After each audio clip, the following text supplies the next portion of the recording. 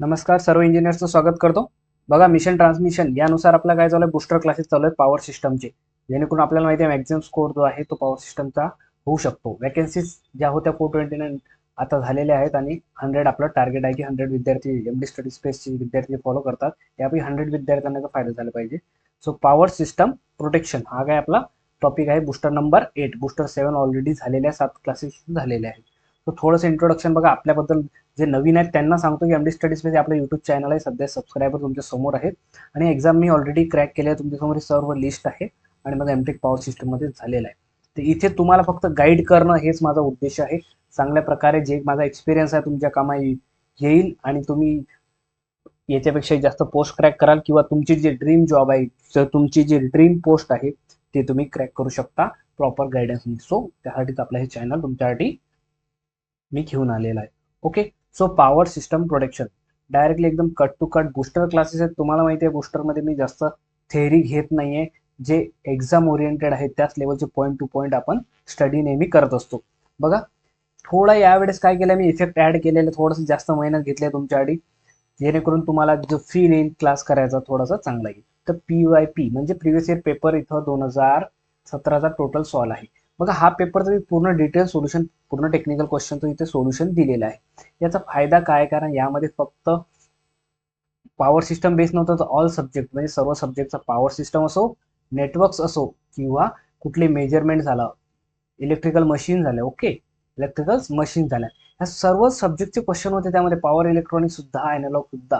तर असं नाही आहे की मागच्या वेळेस जो पेपर झाला जसा 2018 मध्ये किंवा 2022 मध्ये पेपर झालेले आहेत, यामध्ये मॅक्झिमम त्यांनी स्कोर जो विचारला तो पॉवर सिस्टम बेस आलेला होता. बट असं नाही की यावेळेस पॅटर्न रिपीट होईल 2024ला जे काही असेल ते. सो बी रेडी, म्हणजे आपण रेडी असलो पाहिजे. पेपरचा पॅटर्न समजले, पॉवर सिस्टमचे क्वेश्चन होतेच असं नाहीये, पण कम्पॅरेटिव्हली काय होते, कमी होते. तर यावेळेस काही पण पॅटर्न राहू शकतो. हा जो रिसेंट ट्रेंड बघितला तर पॉवर सिस्टमवर जास्त वेटेज इथे दिसलेला आहे. त्यानुसारच आपण पॉवर सिस्टमचे जे क्लासेस आहेत ते बुस्टर क्लासेस एक्सटेंड केलेले आहेत, जेणेकरून प्रत्येक टॉपिक तुमच्या लक्षात येईल आणि तुम्ही एक्झाम मध्ये त्याला परफेक्टली सॉल्व्ह करा. आणि दुसरा जो आपल्या क्लासेसवरती काय झालाय, फर्स्ट हा क्लिअर झालाय, देन सर्किट्स अँड नेटवर्क्स. कारण तुम्ही जर इलेक्ट्रिकल इंजिनियर असा किंवा इलेक्ट्रिशियन असा, कुठला आयटी ट्रेड असो तुमचा, तुम्हाला जर इलेक्ट्रिकल इंजिनियर बनायचं आहे तर सर्वात पहिले तुम्हाला काय यायला पाहिजे, तर बेसिक नेटवर्क्स अँड सर्किटचे जे कन्सेप्ट आहे, जे लॉ आहेत ते कधी लावायचे, काय open circuit, parallel, series, combination, star delta, ह्या सर्व गोष्टी ज्या आहेत त्या सर्व गोष्टी आपल्याला या सब्जेक्टमध्ये मिळतात. इथूनच आपल्या इंजिनिअरिंगची, आपल्या सब्जेक्टची स्टडी करायला काय होते, सुरुवात होते. म्हणून इथे मी हा टोटली कम्प्लीट केलेला आहे. एक्झाम ओरिएंटेड क्वेश्चन पण घेतलेले आहे त्यामध्ये. ज्यांनी नाही केलंय त्यांनी एकदा बघून घ्या please. Then power system boosters आता चालू आहे. 07 कम्प्लीट झालेले आहे आणि 08 जो हा आजचा क्लास आहे. टोटल आणखी 1-2 क्लासेस होतील. देन नेक्स्ट जो आपला मेजर इम्पॉर्टंट टॉपिक जो समोर येणार तो आहे, मशीनचे बुस्टर्स क्लासेस येणार आहेत. ते पण छानपैकी आपण घेऊ. त्यानंतर माझं नेक्स्ट टार्गेट आहे मेजरमेंट. ओके. तर ह्या सर्व गोष्टी इथं ऑलरेडी 1, 2, 3 इथं क्लिअर झालेल्या आहेत आणि ह्या ज्या नेक्स्ट आहेत ह्या आता अपकमिंग मध्ये येणार आहे. थोडे इफेक्ट ऍड केलाय, छान वाटलं असेल तर लाईक करा, मग कमेंट करा किंवा टेलिग्राम चॅनल आपला आहे त्यावरती तुम्ही रिप्लाय देऊ शकता की सर हे जमलं नाही जमलं. Okay. So let's start the topic. Simple आहे एकदम, पॉईंट टू पॉईंट बघा. फ्यूज प्रोटेक्शन डिव्हाइस बरोबर आहे. फ्यूज तुम्हाला प्रायमरी माहिती आहे, सर्वांना माहिती आहे. यामध्ये जास्त डिस्कशन करण्याचं काम नाहीये, म्हणून टाइम सुद्धा घेणार नाहीये. ही प्रायमरी प्रोटेक्शन डिव्हाइस आहे. यामध्ये कुठलंच मेकॅनिझम नसतो. एक काय असतो, एक सिंपल हा कंडक्टर असतो. बघा, यामध्ये हा सिंपल एक कंडक्टर आहे. हा फ्यूज आपण सिरीज मध्ये लावतो फेजच्या. ओके. इथं फ्यूजचं काय काम आहे, प्रायमरी प्रोटेक्शन काय, जेव्हा याच्या रेंजपेक्षा, जसा फ्यूजचा एक एम्पियर रेटिंग असते बरोबर आहे, जर समजा 5 एम्पियरचा याची रेटिंग आहे, याच्यापेक्षा जास्त जेव्हा एक्सेस करंट होईल काय होईल, हा म्हणजे जळून जाईल, हा बर्न होऊन जाईल. तर त्याचं कामच ते आहे की तो फक्त बनलेला असतो की जेव्हाही एक्सेस करंट त्यामधून पास होतो तेव्हा त्याला काय करायचं आहे, स्वतःला बर्न करायचं आहे. ओके. तर तो जळून जातो. त्यासाठीचं फंक्शन आहे त्याचं. तो मेडअप कशापासून असतो, सिल्वर. असा क्वेश्चन भरपूर वेळा विचारतात की जो फ्यूजचं मटेरियल आहे ते कशापासून, हाय कंडक्टिव्ह मटेरियल पाहिजे आपल्याला. ऑप्शनला सिल्वर नसलं तर जे काही कंडक्टिव्ह मटेरियल तुमच्या ऑप्शन मध्ये दिसेल ते तुम्हाला द्यावं लागेल. इथे हा एक याचं काय रिलेशन आहे, करंट थ्रू द फ्यूज आणि याचा जो डायमीटर क्रॉस सेक्शन एरिया आहे याचा एक रिलेशन आहे. हे रिलेशन कधी कधी एक्झाम मध्ये विचारतात. ओके. तर हे पण लक्षात घ्या, I square is equal two is directly पासून डी क्यूब. मग जेणेकरून दोन व्हॅल्यू तुम्हाला दिलेल्या असतात आणि इक्वल तुम्ही केलं त्याला की तुम्ही ते सॉल्व्ह करू शकता. बघा, हा सिंपल हे पॅनल मध्ये बघितलं असेल तुम्ही, जनरली पॅनल झालं, रिमोट सेल झाले, हे छोटे छोटे जे काही ऍसेसरीज असतात किंवा छोटे छोटे काय म्हणतात त्याला आपण एक इलेक्ट्रॉनिक डिव्हाइस असतात त्यामध्ये अशा प्रकारचे फ्यूज असे लावलेले असतात. हे रिवायरेबल फ्यूज आहे. इथे हा रिवायरेबल म्हणजे इथे काय असते, फ्यूज वायर असतो, कंडक्टर असतो. हा आपल्या तुम्ही वर्किंग कुठे असलं तर आपल्या जनरली डोमेस्टिक यूजमध्ये किंवा इंडस्ट्रियल यूजमध्ये पण यालाच आपण फ्यूज कटवून मॅक्झिमम यूज याचा होत होता आधी. आता याला का बरं यूज करत नाहीये, कारण की याची काय असते, हा एकदा जळाला की कंडक्टर चेंज करून तुम्हाला करावं लागते.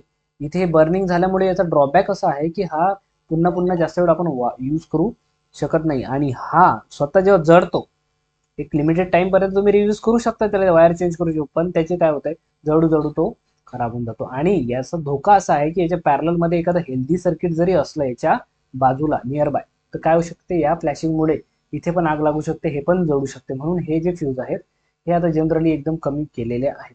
तर कुठले फ्यूज आता सध्या वापरतात, तर HRC फ्यूज आहेत, हाय रप्चरिंग कॅपॅसिटी फ्यूज. कधी कधी लॉंग फॉर्म पण एक्झाम मध्ये विचारतात, तर लॉंग फॉर्मला आल्याला पाहिजे. हाय रप्चरिंग कॅपॅसिटी नावातच आहे की हाय कॅपॅसिटी आहे त्याची. आणि ऍडव्हान्टेज काय बघा, हे इथं थोडंसं इंटरनल डायग्राम दिसते तुम्हाला. आता हा काय होतं, जनरली इथे बाजूला काय होतं, इथं काय कंडक्टर होता वरती बघा, आणि याच्या आजूबाजूला एअर होती. म्हणजे इथं कुठलाच असा जे ओव्हर करंट झाल्यामुळे जळल्याचे आग विझवण्यासाठी काहीच नव्हतं, असं कुठलं इन्सुलेटिंग मटेरियल होतं, एअर होतं डायरेक्टली यामध्ये, असं प्रॉपरली काही नव्हतं. पण इथं काय HRC याच्यामध्ये हाय रप्चरिंग कॅपॅसिटीमध्ये इथे हे मीडियम असं इन्सुलेटिंग जे मटेरियल आहे, इथं जे फ्युजिंग इलिमेंट जो इलिमेंट आहे हा जर जळला इन केस ओव्हर करंटमुळे, तर आजूबाजूला हे काय सर्व गोष्टी इन्सुलेट. म्हणजे जर याच्यामध्ये हा फ्यूज गेला तरी तुम्हाला माहित नाही पडणार, बाहेरून बघून हा फ्यूज तुम्हाला माहित नाही पडणार की हा गेला की नाही, हा जेव्हा तुम्ही काढला तेव्हा माहिती नाही पडणार. पण याच्या अंदर जे मेकॅनिझम आहे, त्या मेकॅनिझमचा फ्यूज जळाला कसं कळणार, तर त्यासाठी काय करतो असतो आपण, जनरली कंटिन्युटी घेतो. आपण काय करतो, कंटिन्युटी आपण घेत असतो यामध्ये, किंवा याचा रेजिस्टन्स आपण मेजर करतो 2 पॉईंटच्या मध्ये. तुम्ही सांगा मला, जेव्हा फ्यूज ओके आहे की नाही, आता फ्यूज आपल्याला ओके आहे की नाही चेक करायचं आहे. जर फ्यूजचं काम काय आहे, फ्यूज मध्ये एलिमेंट काय सरळच असतो, याच्यामध्ये काही असं वेगळं काही मेकॅनिझम आहे का, नाही, सरळ सरळ याच्यामध्ये कंडक्टर असतो आतमध्ये, जसा ऍज युज्युअल आपल्या जनरली आपल्याला राहतो तसा ऍज युज्युअल कंडक्टर इथे असतो. जर याची कंटिन्युटी घेतली तर याचे करंट पास होईल यामध्ये, आणि इथं ते कंटिन्युटीचा आवाज येईल.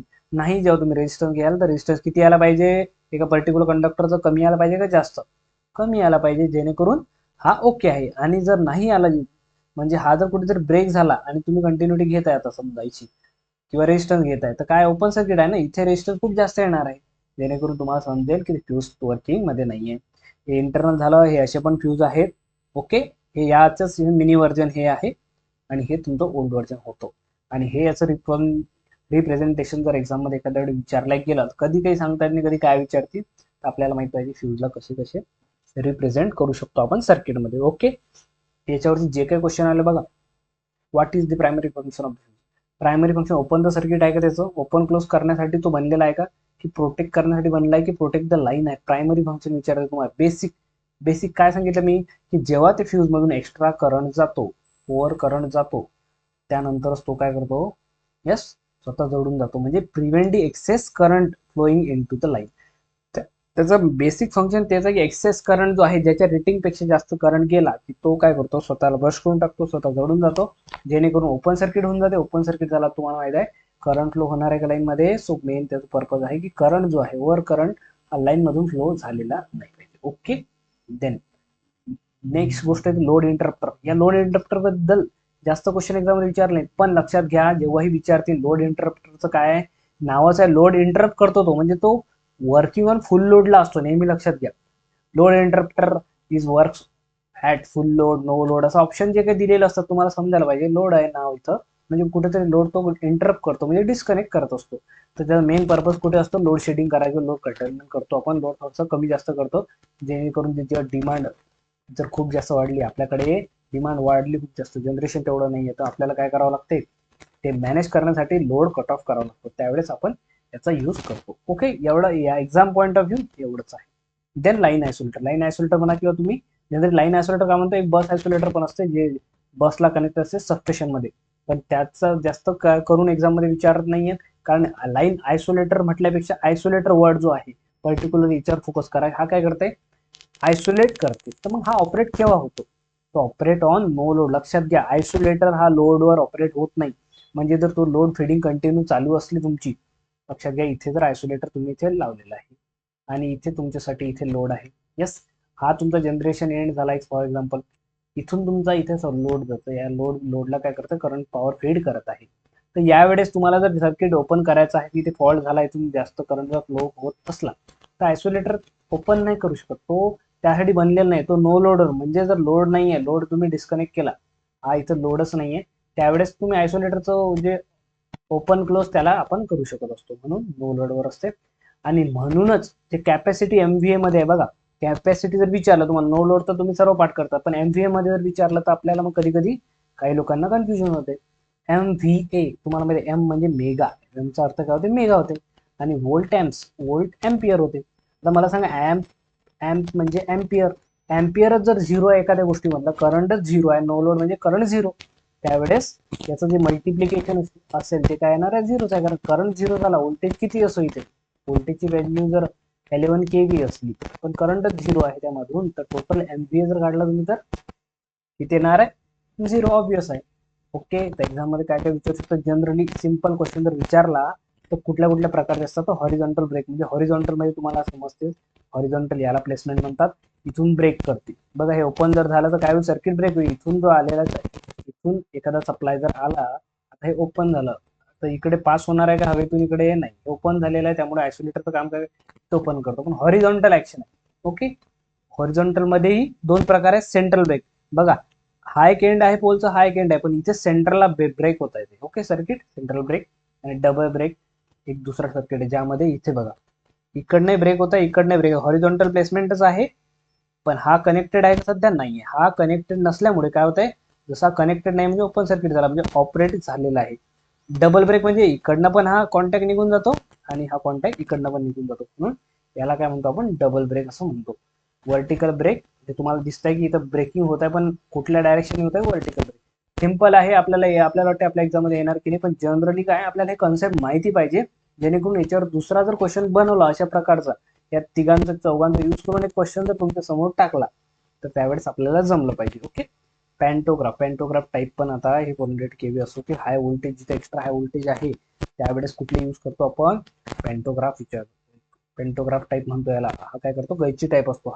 हा सध्या काय, इथे हे जे कंडक्टर आहे, कंडक्टरला इथे पकडलेला आहे त्यांनी, हे पेंटोग्राफ, इथून एक कनेक्शन आलाय बघा, हे एक साइड आहे इनकमिंग आणि हे दुसरा बस आहे तो आउटगोईंग, किंवा याला अल्टरनेटिंग तुम्ही जर पॉवर यातून घेत असाल बसमधून, तर तुम्हाला काय इनकमिंग काय होईल, हा वरचा एंड इनकमिंग होईल आणि इकडचा या थ्रू आउटगोईंग. पण कनेक्ट डिस्कनेक्ट करण्याचं काम आयसोलेटर करते. फक्त लक्षात काय करायचं आहे, कनेक्शन करतो तो पण हा नो लोडला असतो. काय असतो, हा नो लोडला असतो. ओके, देन आता जर समोर गेलो आपण नेक्स्ट बघितलं, एमडी स्टडी स्पेस या चॅनल म्हणजेच टेलिग्राम चॅनल मी क्वेश्चन टाकत असतो. जनरली बाकी युट्यूब चॅनल तुम्हाला माहिती आहे, कोणी असो काय करताय की आता क्वेश्चन मला एक्सप्लेन करायचं, काय करायचं कळत नाही, म्हणून त्यासाठी क्वेश्चन ऑलरेडी आपल्या टेलिग्राम चॅनलवरती प्लेस केलेला आहे. त्याचे उत्तर मी बघतो, किती पर्सेंट लोक कुठल्या प्रश्नाचं उत्तर देईल बघा, इथं 255 एवढ्या लोकांनी काय केलेलं आहे, तर आन्सर दिलेला आहे.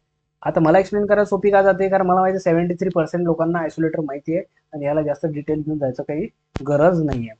फक्त जे 4% लोक आहेत किंवा 16% लोक आहेत, हे जे दुसरे आन्सर चुकून राहिले, इथं लक्षात घ्या, जेव्हा सर्किट ब्रेकरचा विषय करतो तर डझंट रिक्वायर्ड करंट रेटिंग, म्हणजे करंट रेटिंग म्हणजे एम्पियर रेटिंग त्यात दिलेली नसते. आता मला सांगा, सर्किट ब्रेकर जो आहे हा लोडला ऍक्ट होतो, काय होतो, ऑन लोड हा ऑपरेशन करू शकतो. म्हणजेच ऑन लोड म्हणजेच काय असते, करंट. लक्षात घ्या, लोड जिथं वर्ड आला लोड म्हणजे तिथं काय, लोड मीन्स लोड करंट. लक्षात घ्या, लोड मीन्स लोड करंट होतो. लोड व्होल्टेज असं कधी म्हणत नाही तुम्हाला, हे लोड करंट, ज्यातून लोड करंट जातो तोच आपण ऑन लोड म्हणतो त्याला. ज्यातून लोड करंट जात नाही, नो लोड म्हणजेच नो करंट असं समजून घ्या. नो लोड म्हणजे no current. Then circuit breaker लोडवर होतो म्हणजे त्यात एम्पियर करंट फ्लो होतो, म्हणून त्याची एम्पियर रेटिंग इथं स्पेसिफाईड केलेली असते. देन आयसोलेटरचं तुम्हाला माहिती आहे, इथं करंट रेटिंगची गरज नाही, कारण तो नो लोडर मॅक्झिमम लोकांना माहिती असेल. ज्यांनी रिले दिलेला आहे, तर रिले हा करंट रेटिंग रिलेची असतेच, कारण रिलेची पिकअप व्हॅल्यू असते. एक रिलेला काय केलं असते, पिकअप व्हॅल्यू त्याची स्पेसिफाय केलेली असते. त्या समजा 5 एम्पियर आहे, तर 5 एम्पियरच्या वरती जर करंट गेला तर हा रिले काय होतो, पिकअप होतो. आणि रिले जसा पिकअप होतो तर रिले कोणाला सिग्नल देतो, रिले कशासाठी आहे, सेन्सिंग डिव्हाइस आहे रिले, पण तो सिग्नल देतो आपल्या सीबी ला. सीबी म्हणजे सर्किट ब्रेकरला, तो ऑपरेट करायला किंवा ट्रिप करू शकतो किंवा क्लोज करू शकतो, दोन्ही हा कमांड रिले त्याला देऊ शकतो. आणि लोड इंटरप्टर. लोड म्हणजेच काय सांगितलं मी तुम्हाला, जिथे लोड दिसलं, लोड मीन्स लोड करंट, एवढं लक्षात ठेवणे. करंट मीन्स एम्पियर रेटिंग त्याची असायलाच पाहिजे, तेव्हा समजेल आपल्याला किती एम्पियर रेटिंग आहे आणि तो किती इंटरप्ट करतोय. ओके. टेलिग्राम चॅनल ज्यांनी जॉईन नसेल केलं त्यांनी जॉईन करू शकता, इथे काय कोणाला मी रिस्ट्रिक्ट केलेलं नाहीये. तुम्ही जॉईन करा, तुम्ही क्वेश्चन सॉल्व्ह करा, जे मिस्टेक झाले ते आपल्या क्लासेसवरती मी घेणार आहे. मी भरपूर क्वेश्चन टाकत असतो. येस. आता next question, isolator region transmission can baby. Similar question मी काय केला, अरे सिमिलर क्वेश्चन दुसऱ्या पॅटर्नने विचारला. काय विचारला, isolator region capable of breaking. Capable of breaking म्हटलंय. हा, याच्यात कॅपॅसिटीने विचारलं, कॅपॅसिटी लिहिलेली असते का त्यावर, कॅपॅसिटी लिहिलेली आहे का, किंवा कॅपॅसिटी स्पेसिफाय केली आहे का नाही. कॅपेबल म्हणजे जर समजा इनकेस जर एखादा आयसोलेटर प्रॅक्टिकली जो पॉवर सिस्टम मध्ये प्लेस केलेला आहे, तो आता ट्रान्समिशन लाईन आहे, ट्रान्समिशन लाईनला तुम्ही एखादा कुठलाही आयसोलेटर घ्या, ट्रान्समिशन लाईन मध्ये एक खूप लॉंग ट्रान्समिशन लाईन असते. इथे जर तुम्ही एक आयसोलेटर लावताय जो असं समजा डबल ब्रेक आहे, समजा इकडे पण ब्रेक करतो, या एंडला ब्रेक करतो, इथे तुम्ही हा आयसोलेटर लावलेला आहे. ओके. आता हा ट्रान्समिशन लाईन आहे, यातला करंट झिरो केव्हा होणार सांगा मला. I is equal to zero केव्हा होणार आहे, I is equal to zero होत नाही, कारण यामध्ये हे ट्रान्समिशन लाईन असल्यामुळे इथे आयसी म्हणजे चार्जिंग करंट हा फ्लो होत असतो. काय होत असतो, हा चार्जिंग करंट नेहमी फ्लो होत असतो. जरी इथं लोड करंट झिरो असतो, काय असते, लोड करंट काय म्हणतो आपण त्याला, झिरो. नो लोडला ऑपरेट होतो, म्हणजे तो लोड करंटशी मी बोललेला आहो तुम्हाला, जिथे लोड आला म्हणजे लोड करंट बद्दल बोलताय. इथं मी तुम्हाला लोड बद्दल बोलतच नाहीये, कारण हा लोडवर तर ऍक्ट होणारच नाही, लोड करंटवर नाहीच आहे, कारण ही जस्ट आपण मागेच बघितलं, नो लोड म्हणजे नो लोड. फॉल्ट करंटचा तर विषय येत नाही, फॉल्ट करंटचा एवढा जर तू बनलेलाच नो लोड साठी आहे तर फॉल्ट करंट फीड करणार आहे का. हे 20% लोक म्हणजे आपण काय विचार करतो त्यांच्यासाठी सांगतोय. इथे बघा 37%, म्हणजे 180 पैकी फक्त 40% लोकांनी पण याचं उत्तर बरोबर दिलं. आता 31% हे zero current. Zero current no load बद्दल बोलताय का तुम्हाला, ट्रान्समिशन लाईन इथं स्पेसिफाय केलेली आहे, तर थोडा विचार करायचा. ऍक्च्युली काय विचार करायचा की load current open, load current zero होऊन जाईल एखाद्या ट्रान्समिशन लाईनला. जसं ब्रेकर ओपन केला, आपण काय केलं, सर्किट ब्रेकर इथून जर ओपन केलं तर हा लोड करंट काय झाला, झिरो झाला. बट या लाईन मध्ये जो चार्जिंग करंट आहे तो झिरो होणार आहे का, नाही, ते झिरो होणार नाही.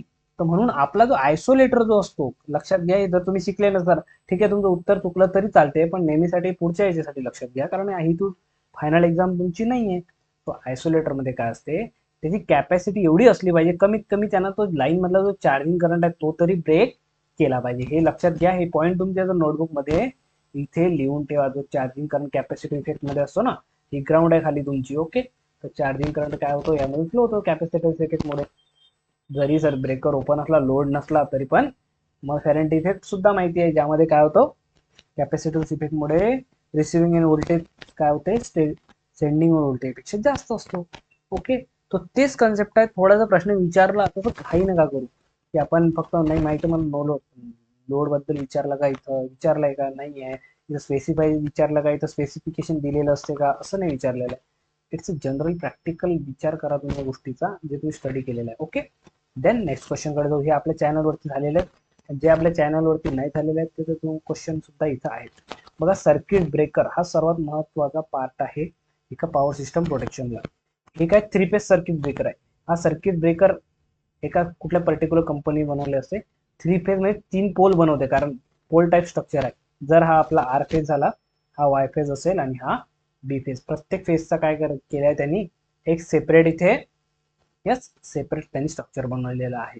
आता इथं कुठल्याही ब्रेकरमध्ये काय असते, एक इनकमिंग लाईन आहे बरोबर आहे, आणि एक लाईन समजा ते आउटगोईंग. कुठलाही फेज आला, फेज गेला. फॉर एक्झाम्पल इथे इथे पकडून घ्या, वाय फेज असो कुठलाही फेज असो. इथे ब्रेकरचं काम काय, सर्किट ब्रेकर म्हणजे हे काय पूर्ण सर्किटच आहे. ही ऍक्च्युली काय, ही अशी पूर्ण पार्ट कम्प्लीट होत आहे याच्या आतमधून. इकडे हे इन्सुलेटिंगचा पार्ट आहे, हे कारण की हे जे झालं आपलं, हे काय खाली काय आपली अर्थ आहे, हे सबस्टेशन आहे आपलं. इथं किंवा आपलं इथं अर्थ पॉइंट आहे, इथं बॉडी आहे, इथं ग्राउंड आहे इथे, आणि हे ग्राउंड म्हणजे हे मेटल पार्ट असल्यामुळे हे सुद्धा ग्राउंड. इथपर्यंत काय आपल्याला, इथपर्यंत आपल्याला अर्थ किंवा ग्राउंड अवेलेबलच आहे. आणि इथे हे फक्त इन्सुलेटिंग, जो खालचा पार्ट दिसतो तुम्हाला, हा इन्सुलेशनचं काम करतो. मेन ब्रेकरचे जे एलिमेंट आहे सर्किट ब्रेकर, ब्रेकर मध्ये आता हे कंटिन्यू यामधून असा फ्लो यामधून चालू आहे. आता याला ब्रेक करायचा आहे. ओके, ब्रेक करायचा आहे तर ब्रेकर मध्ये काय मेकॅनिझम असतो लक्षात घ्या. ब्रेकर मध्ये काय मेकॅनिझम असतो तुम्हाला मी डिटेल मध्ये सांगणार आहे. इथे एक असे कॉन्टॅक्ट असतो, हा इथे कनेक्टेड आहे आणि हा दुसरा वाला इथून खाली याला कनेक्टेड असतो. हे नॉर्मल कंडिशन मध्ये जेव्हा ब्रेकर क्लोज आहे, एकमेकाला काय असतात, टच असतात डायरेक्टली एकमेकांना, जेणेकरून पूर्ण करंट यामधून फ्लो होतो आणि हे कॉन्टॅक्ट रेजिस्टन्स काही एकदम विदिन द कॉन्टॅक्ट. पण जेव्हा ऑपरेट करायचं तेव्हा काय होते, ऑपरेट जसं करायचं आहे यांना एकमेकांच्या दूर जावं लागते, कारण की तेव्हा सर्किट ब्रेक होईल ना. ओपन केला तेव्हाच काय होईल, सर्किट ब्रेक. यामध्ये हे ओपन होतात. तर यामधला एक दोन पैकी काय असतो, एक फिक्स कॉन्टॅक्ट असतो आणि एक असतो खालचा जो असतो त्याला आपण काय म्हणतो, मुव्हिंग. काय असतो, मुव्हिंग असतो. तो मुवमेंट करतो खालीवर, जेणेकरून काय होते, सर्किट ब्रेक अँड मेक हे इथं होत असते. यालाच थोडं डिटेलमध्ये इथे सांगितलंय मी. हा इथल्या पार्ट बद्दल डिस्कशन करतोय की जर वरचा कॉन्टॅक्ट फॉर एक्झाम्पल हा आरपी इथे वरती आला आणि हा इथे चालला, नॉर्मल कंडिशन आहे. ही कंडिशन कुठली आहे, ही नॉर्मल आहे, किंवा याला दुसरा वर्ड आहे क्लोज. क्लोज कंडिशन मध्ये हे. देन आपल्याला आता रिलेला सिग्नल आला ऍबनॉर्मल कंडिशन. इथं काय करू मी, ऍबनॉर्मल याच्यासाठी, कारण की रिले काय करतो, याला ऑपरेटिंग सिग्नल पाठवतो, किंवा आपण मॅन्युअली सुद्धा ही करू शकतो. मॅन्युअली म्हणजे आपल्याला काही काम करायचं, आपण स्वतः सुद्धा याला ब्रेकरला ओपन करू शकत असतो, असं नाही की फक्त रिलेवर. तर जेव्हा याला कमांड येते, कमांड आल्यानंतर काय होते, याचे कॉन्टॅक्ट हा खाली मूव्ह करणं चालू होऊन जाते. बरोबर आहे. आता इथे या जागेवर फिक्स आहे. जशी मुवमेंट चालू करते इथे काय होते, या कॉन्टॅक्ट मध्ये काय होते, आर्क फॉर्मेशन होते. काय होते, आर्क फॉर्मेशन. या आर्क वरती भरपूर क्वेश्चन विचारलेले आहेत. तर याचा फिनॉमिना बघू आपण. हे किती वेळ राहते आर्क, एक पर्टिक्युलर डिस्टन्स पर्यंतच राहते. मग जेव्हा फायनल ओपनिंग झाली, काय झाली, आता एक फायनल याची पोझिशन झाली, फायनल इथं ओपनिंग झाले, ब्रेकर ओपन झालाय, तर एक पर्टिक्युलर डिस्टन्स नंतर ते आर्क विस्टँड होत नाही. मग आर्क काय असते याचं पण डिटेल आपण छानपैकी बघणार आहे. ओके. ब्रेकर बद्दल 2 पॉइंटर इथं काय दिलेलं आहे, मी काय लिहिलेलं आहे, ऑपरेट ऑन लोड और नो लोड, म्हणजे लोडवर पण ऑपरेट होतो आणि नो लोडवर सुद्धा होऊ शकतो तो, म्हणून. आणि ब्रेकिंग कॅपॅसिटी इथं काय दिलाय, शॉर्ट सर्किट कॅपॅसिटी म्हणतो आपण त्याला, इन एमव्हीए. व्होल्टेज रेटिंग तर असतेच किती केव्हीचा आहे फॉर एक्झाम्पल, आणि एम्पियर रेटिंग सुद्धा असते. समजा व्होल्टेज जर म्हटलं तुम्ही 220 केव्ही एवढा आहे, आणि 1000 एम्पियर फॉर एक्झाम्पल एक घेतोय आपण की 1000 एम्पियर स्पेसिफाईड केलेलं असते. या दोन गोष्टीवरच त्याची काय असते, शॉर्ट सर्किट कॅपॅसिटी एमव्हीए मध्ये असते. तशीच आयसोलेटरची एक शॉर्ट सर्किट कॅपॅसिटी किती बघितली आपण, 0 एमव्हीए. का बरं, कारण त्यामधून करंट जो आहे तो 0 आहे, म्हणून त्याचं जे कॉम्बिनेशन आहे ते मल्टिप्लिकेशन बघतो आपण, ते 0 आन्सर येते. यामध्ये डिटेल आर्क मध्ये बघणार आहे, याचे क्वेश्चन भरपूर आपण बघणार आहे. ओके. एमडी स्टडी स्पेस पुन्हा आलंय इथे. काय, हा क्वेश्चन आहे 169 लोकांनी आन्सर दिले. क्वेश्चन तुम्ही रीड करा, ज्यांनी सॉल्व्ह केला त्यांनी वेल अँड गुड, पण हा क्वेश्चन एक्झाम मध्ये आलेला आहे. या क्वेश्चनला तुम्ही स्टार करू शकता. एक्झाम मध्ये भरपूर वेळा मी बघितलेला आहे. आता एक्सपिरियन्स तुम्हाला माहितीच आहे, मी एवढा एक्झाम दिलाय, त्यामुळे ते एक्झाम भरपूर क्रॅक करू शकलोय. भरपूर क्वेश्चन मी बघितले. Okay. So in case of circuit breaker the arcing contacts are made up of, म्हणजे काय त्यांचं म्हणणं काय, हे जे इथं आर्क होऊ राहिली, इथं आर्क फॉर्मेशन होऊ राहिली, हे जे कॉन्टॅक्ट्स आहेत तिथं, जिथं काय उरलंय, जिथं ऍक्च्युली आर्कला फेस करावं लागू राहिलं त्यांना, हे जे कॉन्टॅक्ट्स आहेत जिथं त्यांना आर्कला फेस करावं लागत आहे, ते कॉन्टॅक्ट कशापासून बनलेले आहेत, हे कॉन्टॅक्ट कशापासून बनलेले आहेत, तर इलेक्ट्रोलाइट कॉपर. कॉपर आहे का, प्युअर कॉपर असते का, नाही, पण हा टंगस्टन ऑल आहे. का बरं टंगस्टन माहिती आहे तुम्हाला, टंगस्टन काय करते, याची हीट ऍब्झॉर्बिंग कॅपॅसिटी जास्त आहे. काय, हिटला हा सहन करू शकतो, म्हणून हा कॉपर आणि टंगस्टनचा एक अलॉय असतो, जो इफेक्टिव्हली काय करतो, ते आर्क जरी असली तरी तो मेल्ट होत नाही तिथे. म्हणून आपल्याला याचा आन्सर द्यायचा. 68% लोक ज्यांनी, आता हे 20% यांनी थोडं करेक्शन करून घ्या आपल्या नोट्स मध्ये, की आपल्याला कंडिशन काय आहे, जिथे फ्लॅशिंग होत आहे, आर्क होत आहे, मग असा एक एलिमेंट आहे जो हीट ऍब्झॉर्ब करू शकतो, त्याचा मेल्टिंग पॉईंट हाय असतो, हा लवकर मेल्ट होत नाही. त्यावेळेस लक्षात घ्यायचं की आपण इमॅजिन करायचं की असं असं असते ब्रेकरमध्ये. ओके. टंगस्टन, टंगस्टन तुम्ही ऐकलेलं फिलामेंट बद्दल, लॅम्प मध्ये बघितलंय तुम्ही, लॅम्प मध्ये काय करतो, हिटिंग इफेक्ट असतो, तरी तो इलेमेंट यूज केलेला असतो. का बरं, कारण त्याची कॅपॅसिटी तशी आहे. ओके, नोट करून ठेवा. आता हे क्वेश्चन, हे बघा, हे आपल्या टेलिग्राम ग्रुपवरचा क्वेश्चन आहे, आणि जो नाही आहे तो जनरल मी क्वेश्चन इथे घेतलेला आहे. What does circuit breaker operate on the line. Okay, when does, sorry, when म्हणजे केव्हा, केव्हा होतो तो, जेव्हा पॉवर सप्लाय केला तेव्हा चालू होतो तो, जेव्हा लाईन टेस्टिंग असते तेव्हा होतो का, when ever the fault occur, fault झाला की तो ऑपरेट होतो, फॉल्ट झाला की तो ऑपरेट होतो. बरोबर आहे का. आणि लास्ट ऑप्शन वाचायचं कामच नाही, आपल्याला वाटतं आपल्याला हे झालं बरोबर आहे, पण नाही. ऑप्शन नेहमी सर्व वाचायचे, अशी घाई करायची नाही. Whatever the, whenever the switch and the relay has been operated, जेव्हा रिले सिग्नल देईल तेव्हाच हा ऑपरेट होतो. एवढं लक्षात ठेवणे. फॉल्ट असो, फॉल्ट किती झाला तरी त्याला समजत नाही, सर्किट ब्रेकरला स्वतःचा दिमाग नाही आहे. त्याचा दिमाग कोण आहे, त्याला कोण सिग्नल देते, कोण इनपुट देते, त्याला त्याला रिले इनपुट देते. एखादा फॉल्ट जर झाला इन केस, तर तो सेन्स कोण करते, फॉल्ट रिले सेन्स करतो, रिले ब्रेकरला देतो, मग हा ओपन क्लोज करून हा आयसोलेटचं काम करतो. काय करतो, त्या फॉल्टला आयसोलेटचं काम हा करतो, पण कमांड आणि सेन्स जो करतो तो कोण आहे, आपला रिले. हे सर्व बघणार आहे आपण की रिलेचं काय फंक्शन आहे, कुठल्या कुठल्या प्रकारचे आहेत, त्या सर्व गोष्टी आजच्या क्लासमध्ये तुमच्या कव्हर होणार आहेत. नेक्स्ट बघा, सर्किट ब्रेकरचं हे तुम्ही वाचलेलंच आहे. इथं सर्किट ब्रेकरचा पूर्ण ऑपरेटिंग टाइम जर तुम्हाला विचारला तर ओपनिंग टाइम म्हणजे कॉन्टॅक्ट जे होते ते असे क्लोज होते, बरोबर आहे. ते ओपनिंग टाइम म्हणजे हा कॉन्टॅक्ट आता काय झालाय, ओपन झालाय, सेपरेट झालेले आहे दोन कॉन्टॅक्ट, याला म्हणतो आपण ओपनिंग टाइम. ओपनिंग टाइम म्हणजे ओपन होणे आणि आर्किंग म्हणजे जोपर्यंत ते आर्क आहे त्यामध्ये तो जो टाइम आहे, जोपर्यंत आर्क विस्टँड आहे तोपर्यंत तो टाइम पूर्ण कॅल्क्युलेट होते सर्किट ब्रेकरच्या ऑपरेशन मध्ये. फक्त असं नाही की ओपन झाला म्हणजे झाला, की आर्क पण विजली पाहिजे. तर जोपर्यंत आर्क आहे तो आणि हे जेवढा टाइम आहे त्यालाच आपण काय म्हणतो, सर्किट ब्रेकरचा ऑपरेटिंग टाइम. हे पण सुद्धा हा पॉईंट नोट करा, कारण की एखादा न्यूमेरिकल येऊ शकते, एखादा किंवा थेरॉटिकल क्वेश्चन फिरून विचारू शकतात, तो सीबीचा आपल्याला कळायला पाहिजे. देन महत्वाचा पॉईंट आणि खूप जास्त विचारलेला, एकदम पाहिल्याबरोबर उत्तर आणणार आहे, पाहिल्याबरोबर असं उत्तर आलं पाहिजे आपल्याला डायरेक्टली 2 ते 5 सेकंड मध्ये. या क्वेश्चनचे आपल्याला जर एक्झाम मध्ये विचारले ना तर पॉझिटिव्ह आपल्याला मार्क देऊन टाकतात 2.2 समथिंग. ओके, सो हे असे क्वेश्चन बघा आर्क बद्दल. One liner direct, arc in the circuit breaker is initiate due to high field gradient. Field म्हणजेच लक्षात घ्या, इथं फील्ड म्हणजे इलेक्ट्रिक फील्ड बद्दल. कशाबद्दल, इलेक्ट्रिक फील्ड. हे तुम्ही समजून घ्या, जर नशीन समजलं तुम्हाला सांगतो मी तुम्हाला. हे बघा, आता मला सांगा, ही जी लाईन आहे कॉन्टॅक्ट इथे ब्रेकरचे क्लोज आहे, यामधून काय होत आहे, हाय करंट, इथे हाय करंट यामधून फ्लो होत आहे, बरोबर आहे. हाय करंट या फ्लो होत आहे आणि एक हाय व्होल्टेजची ही लाईन असते. काय असते, हाय व्होल्टेजची लाईन असते. जसं हे ओपन होते, हा फिक्स कॉन्टॅक्टचा इथंच राहतो, फिक्स कॉन्टॅक्ट इथं राहतो, पण हा जो कॉन्टॅक्ट इथं सेपरेशनचा प्रयत्न करतो. तर मला सांगा, इथे काय उरलं, इथे जर सोर्स एंड तुमचा असला तर इथे व्होल्टेज येऊन बसते, इथं एक पोटेन्शियल राहतो या साईडला. आता या साईडला पोटेन्शियल राहील आणि या साईडचं पोटेन्शियल काय राहील, कम्पॅरेटिव्हली याच्यापेक्षा कमी राहतो. हा कम्पॅरेटिव्हली इथं समजा हा जर इकडे लोडला आहे, लोडचा पोटेन्शियल काय होते, कमी होते, याची व्हॅल्यू काय होते, कमी, आणि याची व्हॅल्यू असते पर्टिक्युलरली इनपुट. इथे काय होते, इथे व्होल्टेज डिफरन्स क्रिएट होतो. काय होतो, व्होल्टेज डिफरन्स, त्याला पोटेन्शियल डिफरन्स म्हणतो आपण. आणि त्यालाच काय आपण काय म्हणतो, त्याचं सेपरेटेड बाय डिस्टन्स डी. तर E is equal to V by D, हे तुम्हाला सर्वांना माहिती आहे. आणि म्हणजे ई म्हणजे इलेक्ट्रिक फील्डचं सेटअप होते. फील्ड व्होल्टेज असल्यामुळेच, आता तुम्ही सांगा नो लोड मध्ये, जेव्हा समजा आता लोड नाही आहे किंवा करंट जात नाहीये, नो लोड मध्ये तुम्ही ओपन केला, तिथे आर्क फॉर्मेशन होणार आहे का, नाही. का बरं, कारण की इथं नो लोड आहे, याला व्होल्टेज आपण प्रॉपर दिलेलं नाहीये आणि यावेळेस इथं आर्क फॉर्मेशन होण्याचे चान्सेस कमी आहेत. पण जेव्हा फुल लोड कॅरिंग करंट असतो त्याला डिस्टर्ब करतो आपण, तो हिटअप झालेला असतो ऑलरेडी, तेव्हा जास्त आर्क फॉर्मेशन इथे होते. आणि ड्यू टू व्होल्टेज म्हणजे फील्ड, फील्ड तिथं काय असते, एक महत्वाचा रोल प्ले करतो. ते नेक्स्ट काय आपलं, मेंटेन कशी होते, आर्क सांगा कशी मेंटेन होणार आहे, मेंटेन ड्यू टू थर्मल. जसं इथं आर्क फॉर्मेशन झालं, जळलं ते, त्यानंतर इथलं टेम्परेचर काय होणार आहे, वाढणार आहे. सिंपल आहे याचा आन्सर. काही असं काही लॉजिक काय, जसं इथं आता आर्क फॉर्मेशन झाली, आर्क याच्यामध्ये फॉर्म झाली. आता हे मेंटेन का बरं राहणार आहे, पहिले तर व्होल्टेज डिफरन्स मुळे ती क्रिएट झाली, फील्ड मुळे ती क्रिएट झाली.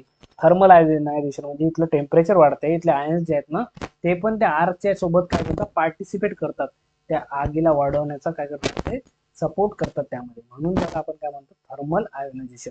हे थर्मल आयोनायझेशननी क्रिएट होत नाही, पहिले फील्डनी क्रिएट होईल, वातावरण गरम होईल, त्यानंतर तो थर्मल आयोनायझेशनचा इफेक्ट येईल, मग ती थोडी मेंटेन होईल. इनिशिएट ड्यू टू, ऑलवेज लक्षात घ्या, व्होल्टेज इफेक्टमुळे, आणि मेंटेन ड्यू टू थर्मल इफेक्टमुळे. हा सरळ सरळ विचारतात. Arc is purely resistive in nature. Resistive आहे म्हणजेच तुम्ही लक्षात घ्या, रेझिस्टिव्ह आहे म्हणजे त्याचा पॉवर फॅक्टर किती राहणार आहे, रेझिस्टन्सचा पॉवर फॅक्टर किती असतो, युनिटी पॉवर फॅक्टर राहतो. आणि त्यानंतर युनिटी पॉवर फॅक्टर आणि फेजर डायग्राम मध्ये तुम्हाला माहिती आहे, फेजर्स तुम्हाला माहित आहे, फेजर्स कोणते, व्होल्टेज आणि करंट. हे काय राहतील मग, युनिटी पॉवर फॅक्टर आहे तर इन फेज मध्ये. हा पण क्वेश्चन एक्झाम मध्ये आलेला आहे. सिंपल आहे सर, एवढे क्वेश्चन येतात का, ते येतात, तुम्ही असं समजू नका. Okay, negative temperature coefficient of resistance, हे तुम्हाला या टर्मचा अर्थ समजते का सांगा मला पहिले. Negative temperature coefficient of resistance म्हणजेच काय होते, टेम्परेचर कोएफिशियंट काय, निगेटिव्ह आहे. जर टेम्परेचर वाढलं, यामध्ये काय लक्षात घ्यायचं, ॲज टेम्परेचर टी इन्क्रीजेस, जर टेम्परेचर वाढलं तर निगेटिव्ह टेम्परेचर कोइफिशियंट आहे. टेम्परेचर जर वाढलं तर रेजिस्टन्स काय होईल, याचा कमी होईल. निगेटिव्ह म्हणजे जर एखादी गोष्ट पॉझिटिव्ह झाली, वाढत गेली, आणि दुसरी गोष्ट म्हणजे रेजिस्टन्स जे आहे ते कमी होत गेलं, म्हणजे निगेटिव्ह इफेक्ट झाला, म्हणून त्याला आपण निगेटिव्ह टेम्परेचर कोइफिशियंट म्हणतो. हे आपण कशाबद्दल बोलतो, आर्क बद्दल. तुम्ही कंडक्टर, सेमी कंडक्टर यामध्ये पण negative temperature coefficient, positive temperature coefficient याबद्दल स्टडी आहे, तुम्हाला सर्वांना माहिती असेल. त्यानंतर ही काय असते, नॉन लिनियर असते, लिनियर नसते. रेजिस्टन्स जे असते हे नॉन लिनियर इथे या प्रकारे आर्कचा असतो. ओके, हे पॉईंट टू बी नोटेड, आपल्या नोटबुक मध्ये असले पाहिजे, स्क्रीनशॉट काढू शकता. आणि काही डाऊट असेल तर आपल्या टेलिग्राम चॅनलवरती तुम्ही मला डायरेक्ट मेसेज वगैरे करू शकता, काही प्रॉब्लेम नाही. MD स्टडीज पे पुन्हा आलेला आहे, पुन्हा करेक्ट क्वेश्चन विचारलेला आहे, तोच क्वेश्चन आहे. Which of the following is correct for the arc. आता 157 लोकांनी उत्तर दिलेलं आहे, आणि किती लोकांचं उत्तर बरोबर आहे, यस 14% लोकांचं. आता 14% लोकांचं उत्तर बरोबर आहे, तुम्ही सांगा मला. आता कॉन्फिडन्सने किती लोकांनी, भरपूर लोकांनी कॉन्फिडन्सने आन्सर दिलाय, पण घाई नाही करायची आहे ना. इथे इनिशिएट विचारलेलं आहे, initiate due to thermal ionisation. Thermal ionisation कसं काय, तिथं गरम कोण वातावरण कोण बनवते का तिथे, त्या ब्रेकरच्या कॉन्टॅक्टच्या मध्ये आपोआप गरम वातावरण करणार आहे का कोणी तिथे, असं कुठलं तिथं तर कुलिंग इफेक्ट असतो, आर्क शांत करण्यासाठी कुलिंग इफेक्ट असतो. मग ते थर्मल कुठे आलं, थर्मल तिथे इनिशिएट होतच नाहीये. जशी आर्क इनिशिएट केली कोणी, फील्ड ग्रेडियंटनी, फील्ड म्हणजेच इलेक्ट्रिक फील्ड, लक्षात घ्या इथं. इथे फील्ड आलं तुम्ही कन्फ्युज नका होऊ. इलेक्ट्रिक फील्ड मध्ये तिथे काय होते, आर्क तयार होते, म्हणजे वातावरण गरम होते, मेंटेन होते थर्मल. तर मेंटेन ड्यू टू फील्ड होते का नाही, फील्ड मेंटेन करणार आहे का नाही, तिथे फील्ड तिथे मेंटेन करणार नाही, मेंटेन काय करते, थर्मल आयोनायझेशन. ओके, इथे लिनियर असते का आर्क, नाही. काय असते arc, non linear, non linear in nature. आणि पॉझिटिव्ह टेम्परेचर कोइफिशियंट असतो का, नाही. आता जस्ट बघितलं, निगेटिव्ह टेम्परेचर कोइफिशियंट असतो. जर टेम्परेचर वाढलं तर रेजिस्टन्स त्याचा कमी होतो, निगेटिव्ह टेम्परेचर कोइफिशियंट. कंडक्टर मध्ये काय असते, तुम्हाला जस्ट तुमच्या नॉलेजसाठी सांगतो. कंडक्टर मध्ये जेव्हाही टेम्परेचर वाढतो तेव्हा रेजिस्टन्स काय होतो, वाढतो. एखाद्या कंडक्टरला तुम्ही गरम करा, कॉपर असो कुठला असो, जर तुम्ही जेवढं गरम कराल त्याचा रेजिस्टन्स वाढेल. इथे कुठला टेम्परेचर कोइफिशियंट आहे, पॉझिटिव्ह. हा पॉझिटिव्ह होत आहे तर हा पण याच कम्पेअरला सेमी कंडक्टर आणि यस इन्सुलेटर, सेमी कंडक्टर आणि इन्सुलेटरच्या केसमध्ये काय आहे, जर आपण टेम्परेचर त्याचं वाढवलं, टेम्परेचर इन्क्रीजेस, त्याचा रेजिस्टन्स काय होते, डिक्रीजेस. म्हणजे याला जर पॉझिटिव्ह केलं तर त्याचा इफेक्ट निगेटिव्ह आहे, म्हणून याला निगेटिव्ह टेम्परेचर कोइफिशियंट रेजिस्टन्स, याला पॉझिटिव्ह टेम्परेचर. हे तुमच्या इन्फॉर्मेशनसाठी, कारण हे एक्झाम मध्ये विचारलेलं आहे. कार कोणते produce circuit breaker is always, always काय सांगायची गरज आहे का, फेज अपोजिशन आहे का, नाही.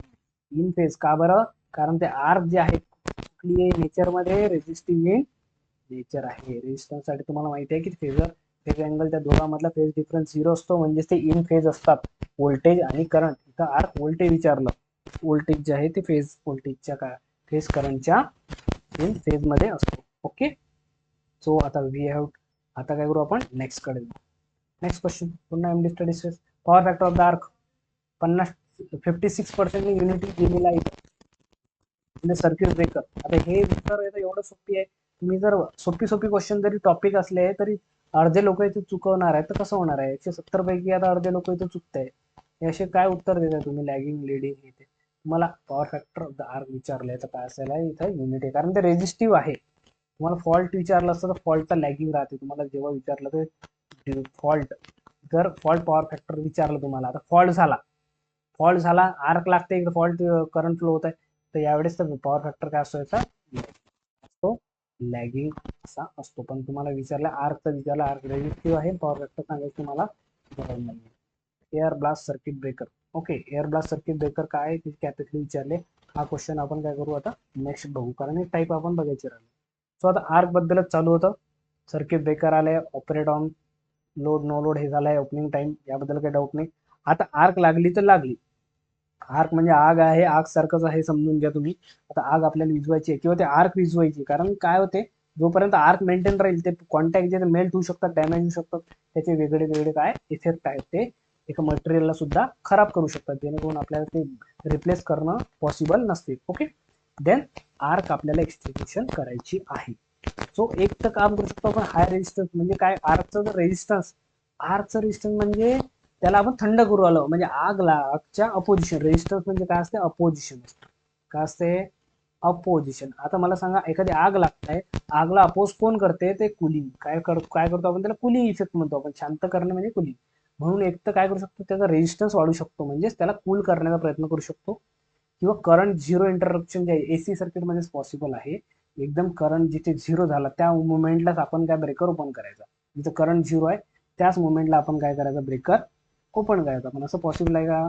नाही. तर जनरली लक्षात घ्या, ते फक्त आपल्या एसी ब्रेकरमध्येच हे असं पॉसिबल असते. पण एक्झाम पॉईंट ऑफ व्ह्यू काय महत्वाचं आहे आपल्याला, की आता हा रेजिस्टन्स वाढवायचं कसं, म्हणजे कूल कशी करायची. सो लेंथेनिंग द आर्क म्हणजे काय? जर मला सांगा, हा कॉन्टॅक्ट आहे, यस, दोन कॉन्टॅक्ट आहे, यामध्ये काय लागली अशी एक आर्क फॉर्मेशन झाली. याला लेंथनिंग म्हणजे काय करणार आहे? कॉन्टॅक्ट असेच राहतील, हे कॉन्टॅक्ट असेच राहतील, याला सेपरेट नाही केलंय. जरी मी दूर काढलेला आहे, हे कॉन्टॅक्टची लेंथ तेवढीच आहे. त्याला आपण जास्त ओपन करू शकत नाही, एका लिमिटच्या पेक्षा जास्त आपण त्याला ओपन करू शकत नाही. हे जवळ काढतो, सर तुम्ही दूर काढून राहिले, आता काढले जवळ. आता ही आर्क इथं होती, या लेंथनिंग करणे म्हणजे काय करणे? जर इकडून तुम्ही जर जोराने हवा मारली तर त्याची आर्क काय होणार आहे? यस, ती अशी अशी अशी अशी करून थोडी काय झाली, याची लेंथ काय झाली? या आर्कची लेंथ पहिले काय होती? छोटी होती, एवढीच होती लेंथ. आता अशी फिरून ती येणार आहे, म्हणजे लेंथ वाढणार आहे. लेंथ वाढलं तरी त्याचा रेजिस्टन्स वाढते, म्हणजे ती जी जी इंटेन्सिटी असते त्या आर्कची ती काय होते? इथे कमी होते. ओके. देन नेक्स्ट काय करू शकतो आपण? आता नेक्स्ट आहे कॉन्स्टंट करू शकतो त्या आर्कला, म्हणजे त्या आर्कला आपल्या रोखण्याचा प्रयत्न करू शकतो. किंवा कुलिंग करण्यासाठी जे आपले वेगवेगळे गॅस आहे, आपण हवेने कुलिंग करू शकतो. किंवा SF6 गॅस आहे, व्हॅक्युम आहे, किंवा ऑइल सर्किट ब्रेकरमध्ये ऑइल आहे. ओके. या सर्व गोष्टी यूज करून आपण काय करू शकतो? आर्कला कूल करू शकतो. किंवा रिड्युसिंग द क्रॉस सेक्शन. हा जो कॉन्टॅक्ट प्लेट आहे, याचा जो क्रॉस सेक्शन एरिया आपण कमी केला तो काय होणार आहे? ते आर्कचं रेजिस्टन्स वाढणार आहे. ओके. लक्षात, हे सर्व पॉईंट नोट करून ठेवणे तुमच्याकडे जर नसतील तर सिंपल फॉर्मॅटमध्ये तुम्हाला दिलंय. So question, arc resistance in the circuit breaker. Arc resistance, arc तर रेजिस्टिव्ह असते, त्याचा रेजिस्टन्स आपण इन्क्रीज करतो. तो वर्ड वेगळा, की आर्क जे असते ते रेजिस्टिव्ह इन नेचर असते. लक्षात घ्या, इथं ज्यांना कन्फ्युजन असेल, आर्कचं नेचर जे आहे, आर्कचं नेचर काय आहे? रेजिस्टिव्ह आहे. ओके. याचा पॉवर फॅक्टर युनिटी आहे, बरोबर आहे. सर पॉवर फॅक्टर युनिटी आहे, रेजिस्टन्स इन फेज आहे, मस्त चांगली तर गोष्ट आहे, पण तसा प्रश्न नाही येतो. Nature resistor unity power factor, पण डिझायरेबल आहे का? हे नॉट डिझायरेबल आहे, आपल्याला नाही पाहिजे. आर्क नाही पाहिजे आपल्याला, नॉट डिझायरेबल. इथं डिझायरेबल नाही आहे, ही आपल्याला संपवायची हिला. तर तिला तिचं रेजिस्टन्स म्हणजे ही आर्क स्वतःला तिचा अपोज करायचा. आपला रेजिस्टन्स म्हणजे त्याला अपोज करायचं, कूल लवकर करायचं. कूल करण्यासाठी जस्ट आपण लेंथनिंग म्हणजे आपल्याला स्प्लिट करावं लागेल ते आर्क जे छोटे छोटे आहेत त्याला स्प्लिट करणं म्हणजे वेगवेगळ्या तुकड्यात, म्हणजे आग जे लागली त्याला त्या आर्कला काय करायचं? छोट्या छोट्या तुकड्यात, म्हणजे ते लेंथ वाढवायची. तो स्प्लिटिंग करणं म्हणजे तुकडे करणे त्या आर्कला. आता नाही समजशील, ही अशी आर्क आहे. ओके. ही आर्क आहे, याचं स्प्लिटिंग करणं म्हणजे काय करतो आपण? त्याला असं तोडून टाकतो, मध्ये आर्कला काय करायला तुकडे तुकडे झाले त्या आर्कचे. कशामुळे? आपण कुलिंग इफेक्ट केला किंवा काही एका साईडने प्रेशराइज एअर सोडली, काही सोडलं, त्यावेळेस काय होते? ही आर्क जी आहे ती तशी न राहता त्याची काय स्प्लिटिंग होऊन जाते, मग नंतर विजून जाते. स्प्लिटिंग ऑफ द आर्क, यालाच आपण काय म्हणतो? लेंथ ऑफ द आर्क वाढवणे. लेंथ आपण वाढवतो आणि त्यामुळे रेजिस्टन्स वाढते, म्हणजे कुलिंग छान होते. उलट ते रेजिस्टन्स वाढवणं म्हणजेच कुलिंग छान करणं आहे. इथे रिड्युसिंग द लेंथ करतो, कमी करतो का आपण? नाही. आर्कची लेंथ जर कमी केली तर उलटा रेजिस्टन्स काय होईल? त्याचा कमी होईल. जसा रेजिस्टन्स कमी झाला आर्कचा, तर आर्क काय होईल? जास्त पेटेल, जास्त आग भडकेल, कंटिन्यू स्पार्किंग राहील त्या दोन कॉन्टॅक्ट मध्ये. इन्क्रीजिंग डायमीटर आणि त्यानंतर आर्कचा डायमीटर इन्क्रीजिंग बद्दल दिलेला काही जण नाही. काय झालंय? Increasing ionise particle. आता मला सांगा, आपल्याला आर्क रेजिस्टन्स काय करायचं आहे? इन्क्रीज करायचं आहे. तर डायमीटर जर इन्क्रीज केलं तर आर्क रेजिस्टन्स डिक्रीज होतो, आणि या आयनॉइज पार्टिकल, आता यामध्ये या दोन कॉन्टॅक्ट मध्ये आर्क इथं फॉर्मेशन झाली आहे, आणि आपल्याला माहिती आहे थर्मल आयोनायझेशन मध्ये इथं मेंटेन राहील. याच्यानंतर थर्मल आयन्स हिटअप म्हणून मेंटेन. तुम्ही जर आयोनाइज पार्टिकल आणखी टाकले यात, तर वातावरण तिथलं थंड केलंच नाही, तर ते काय होतील? ते आर्क कशी राहील? ते स्टकअप राहील आणि ते डॅमेज करून टाकेल दोन्ही कॉन्टॅक्टला. ओके. तर नेक्स्ट क्वेश्चन कडे, तर time interval from the instant of contact separation, यालाच काय म्हणतो? ऑपरेटिंग टाइम आपण म्हणतो. ओके. कॉन्टॅक्ट सेपरेशन म्हणजे हा झाला ओपनिंग, काय झालं? हे ओपनिंग झालं. आणि ते टाइम ऑफ आर्क एक्सटेंशन, त्यालाच आपण आर्किंग टाइम म्हणतो. काय म्हणतो? Yes, arcing. नेक्स्ट क्वेश्चन कडे चला. काय इथे सर्किट ब्रेकर. इथे बघा एक सिंगल एका लाईन मध्ये एका पेजवर तुमच्याकडे स्क्रीनशॉट काढू शकता तुम्ही आणि याचा पेस्ट करून तुम्ही तुमच्या दीवारवर लावू शकता. इथे लक्षात घ्या सिंपल मध्ये केलेलं आहे की एअर सर्किट ब्रेकर मध्ये एक्झाम मध्ये विचारलेले क्वेश्चन जास्तीत जास्त काय विचारतात की त्याची डायलेक्ट्रिक स्ट्रेंथ किती असते. तर 30 kV पर सेंटीमीटर एअरची at normal temperature and pressure, NTP म्हणतात. At NTP normal temperature and pressure किती असते स्ट्रेंथ 30 kV पर सेंटीमीटर. आणि याची जे ऍप्लिकेशन आहे घरगुती याच्यापासून आपल्या 11 kV पर्यंत हे यूज करतो. ओके, हे आता तुम्हाला 11 kV डायलेक्ट्रिक स्ट्रेंथ हे तुम्हाला समजलं पाहिजे. केव्ही पर सेंटीमीटर मध्ये डायलेक्ट्रिक स्ट्रेंथ आहे, इथं रेंज दिलेली आहे. ह्या गोष्टी आता मी तिथे लिहत नाही पुन्हा पुन्हा. Okay, air blast circuit breaker. Air break simple हवा त्यामधून जाते, पण ब्लास्ट म्हणजे काय प्रेशराईज एअर असते. तर त्याचं प्रेशर किती हे एक्झाम मध्ये विचारतात. तो हाय प्रेशर किती आहे 20 to 30 kg पर सेंटीमीटरचं एवढं काय असते. यस, याचं प्रेशर आहे. आणि याची जी रेंज आहे जनरली आपण 12 to 62.5 kV या रेंज मध्ये आपण काय करतो एअर ब्लास्ट सर्किट ब्रेकर आपण यूज करतो. जनरली रेल्वेमध्येच काय होते एअर ब्लास्ट सर्किट ब्रेकर आपण जास्तीत जास्त ऍप्लिकेशन कुठं आहे रेल्वेमध्ये आहे. रेल्वेचं व्होल्टेज किती असते 25 kV. Okay, so oil circuit breaker. Oil circuit breaker मध्ये दोन टाईप आहेत. एक आहे मिनिमम ऑइल सर्किट ब्रेकर आणि दुसरा आहे बल्क ऑइल. आता मिनिमम मध्ये तुम्हाला समजतेच की फक्त आर्क क्वेंचिंग आणि इन्सुलेटिंगचं काम करेल. कारण ऑइल काय आहे इन्सुलेटिंग मीडियम आहे. आपण काय करतोय जस्ट स्टडी जो करतोय आपण, हे जे आर्क इथे लागले मध्ये हे जे आर्क इथं फॉर्मेशन झाले याला विझवायचं आहे. एक तर तुम्ही यात हवा टाकू शकता पहिला ऑप्शन. यस, 2 नंबरचा ऑप्शन हवा टाका पण विथ प्रेशर टाकू शकता. किंवा इथं ऑइलमध्ये जर याला विझून बुडवून ठेवलं तुम्ही तर ऑइल जर आजूबाजूला असलं तर त्या ऑइलिंग कुलिंगच्या इफेक्टमुळे ते आर्क फॉर्मेशन होणार नाही किंवा झाली तरी लगेच ते विझून जाईल. ओके, सो आर्क क्वेंचिंगचं काम म्हणजे आर्क विझवण्याचं काम. देन इन्सुलेटिंगचं काम करते, दोन कॉन्टॅक्टमध्ये कुठलाही करंट फ्लो होत नाही. आणि कुलिंगचं काम. हे तिन्ही काम जर असलं तर ते बल्क ऑइलमध्ये असतं. ओके, मिनिमम ऑइलमध्ये फक्त आर्क क्वेंचिंग आणि इन्सुलेटिंग. पण बल्क ऑइलमध्ये काय करतो आर्क क्वेंचिंग सुद्धा इन्सुलेशन आणि कुलिंग इफेक्ट सुद्धा तो करत असतो. हे ट्रान्सफॉर्म ऑइल त्याला मिनरल ऑइल आपण म्हणतो. कुठलं ऑइल यूज करतात तर ट्रान्सफॉर्म ऑइल ऑप्शनमध्ये असते, मिनरल ऑइल आपण ऑप्शनमध्ये देऊ शकतो. Okay, clear. SF6 circuit breaker maximum question याच्यावरती विचारले जातात. एका लाईन मध्ये तुमच्यासाठी इथं पेशकश मी करतोय. इलेक्ट्रोनिगेटिव्ह हे जे आहे ते पाठ करून ठेवणे. हे इलेक्ट्रॉनिक याच्यावरच हे जे विचारले ते समोर जे सर्वावर क्वेश्चन आहेत म्हणून मी समोर घेतलेला आहे. कलरलेस याचा कुठलाच कलर नाहीये. तुम्हाला SF6 गॅसचा कलर तुम्हाला बघता येणार नाही आहे. केमिकली इनर्ट आहे म्हणजे कुठल्या रिॲक्शन तो करत नाही. नॉन टॉक्सिक आहे तो टॉक्सिक नाही आहे. हे भरपूर जण चुकवतात की टॉक्सिक नॉन टॉक्सिक असा गॅस आहे. इलेक्ट्रोनिगेटिव्ह गॅस आहे आणि गुड कुलंट कुलिंग इफेक्ट चांगला आहे त्याचा. 80 kV पर सेंटीमीटर त्याची कॅपॅसिटी डायलेक्ट्रिक स्ट्रेंथ आहे. ओके, यामध्ये कुठे कुठे थोडा चेंज वाटेल तुम्हाला पण याच रेंजमध्ये काय त्याची कॅपॅसिटी आहे. मेनली क्वेश्चन जे विचारतात ते जे मी टिक केलेलं आहे याच्यावरतीच त्यामध्ये विचारलेले आहे. Yes, vacuum circuit breaker. Vacuum circuit breaker खूप छान आहे पण त्यामध्ये आयडियली व्हॅक्यूम जर झिरो आपला तेवढं टॉर्क पर्यंत प्रेशर तेवढं मेंटेन करावं लागते. ते प्रॅक्टिकली पॉसिबल नसते. काही ना काही थोडासा व्हॅक्यूम जे आहे ते कुठं ना कुठं लीक होत असतो. ओके, त्याची हे चांगली असते. आणि यामध्ये जो विचारला ते first current zero. Vacuum circuit breaker मध्ये जसा फर्स्ट करंट झिरो आला तर ऑफ काय होते करंट इंटरप्शन एकदम परफेक्ट होऊन जाते. फर्स्ट करंट म्हणजे एसी सर्किटमध्ये जेव्हा करंट झिरो होतो तेव्हा तो इंटरप्शन तिथं प्रॉपरली होते. यामध्ये फुल व्हॅक्यूम असते ते प्रॅक्टिकली मेंटेन करणं थोडं कठीण असते म्हणून जास्त आपल्याला हाय एकदम हाय व्होल्टेजला व्हॅक्यूम सर्किट ब्रेकर दिसत नाही. Okay, next MD studies best पुन्हा आलेला आहे. Which of the following circuit breaker does not use pneumatic. Pneumatic म्हणजे हवा. इथं काय लिहिलेलं आहे एअरचा कुठलंच नाही म्हणजे एअरचं प्रेशर घेत नाही, एअरचं काहीच फंक्शन नाही त्यामध्ये असं कुठलं आहे. तर इथे बघा एअर ब्लास्ट सर्किट ब्रेकर लिहिलेला आहे तरी 27% म्हणतात लोक म्हणतात बरोबर आहे. SF6 गॅसमध्ये पण प्रेशर गॅस आहे. तो गॅसला प्रेशर बनते ते प्रेशर त्यामध्ये कुठलं क्रिएट होतं कशामुळे क्रिएट होतं एअरमुळेच होते. एअर कॉम्प्रेसर असतात लक्षात घ्या. एअर कॉम्प्रेसर इथे लागलेले असतात जेणेकरून यामध्ये प्रेशर काय होते.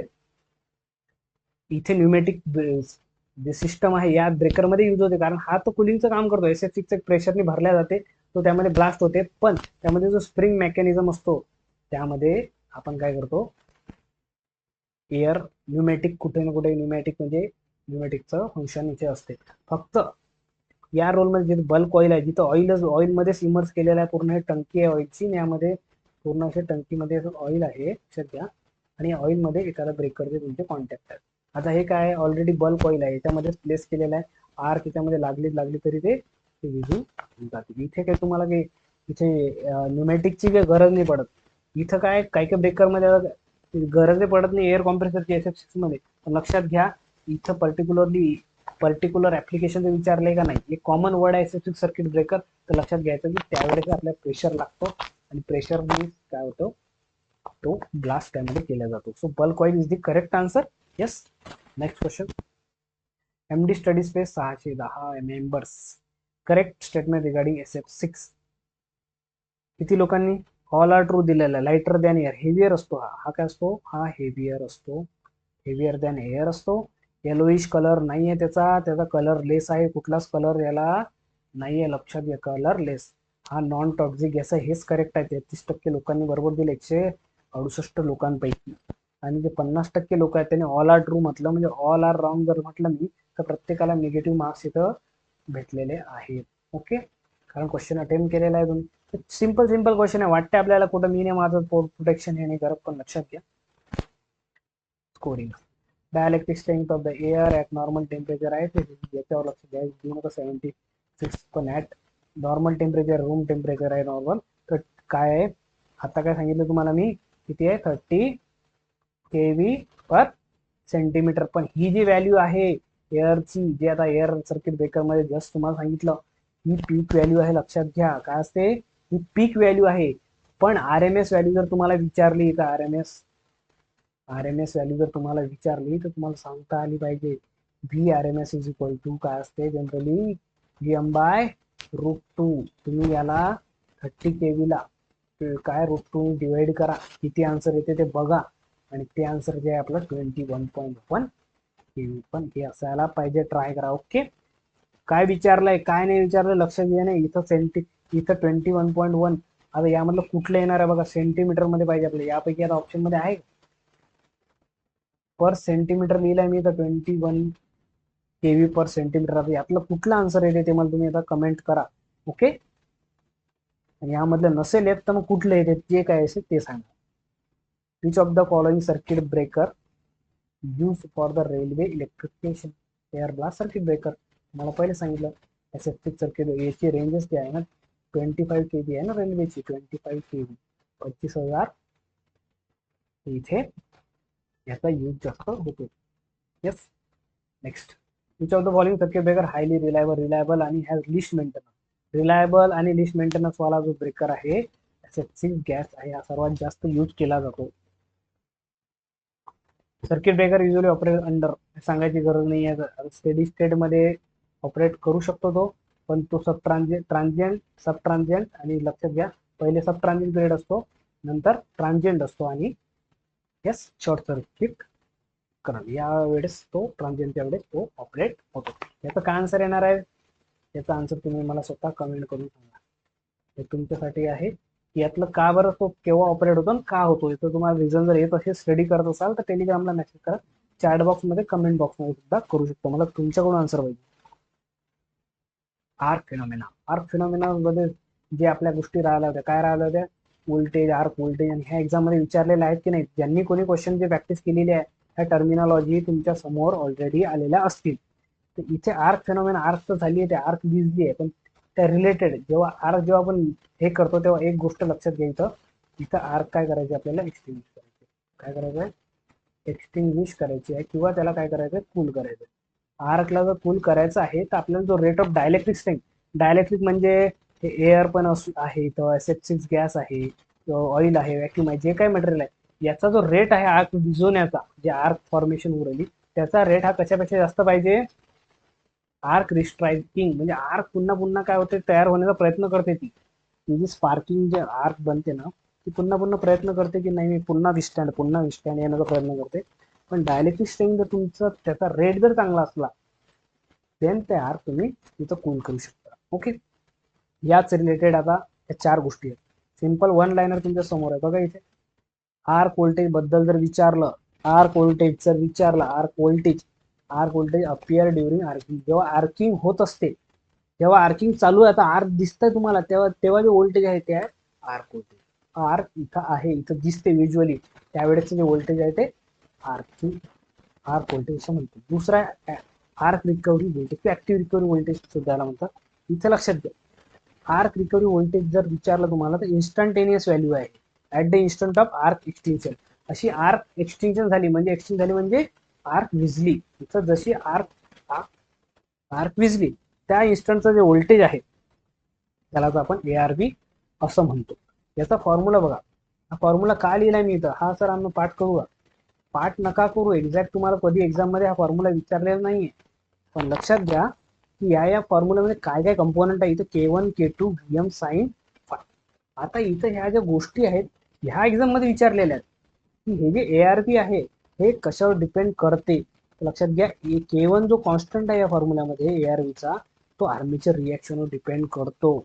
आणि K2 जो आहे तो सर्किटच्या कंडिशन म्हणजे ग्राउंड आहे की ग्राउंड नाही, म्हणजे अनग्राउंड किंवा ग्राउंडेड आहे सिस्टम की नाही आहे, सिस्टम कंडिशनवर जो डिपेंड करते तो आहे K2. हा कॉन्स्टंट असतो, पण आपला ARV हा त्याला डिपेंड करत असतो.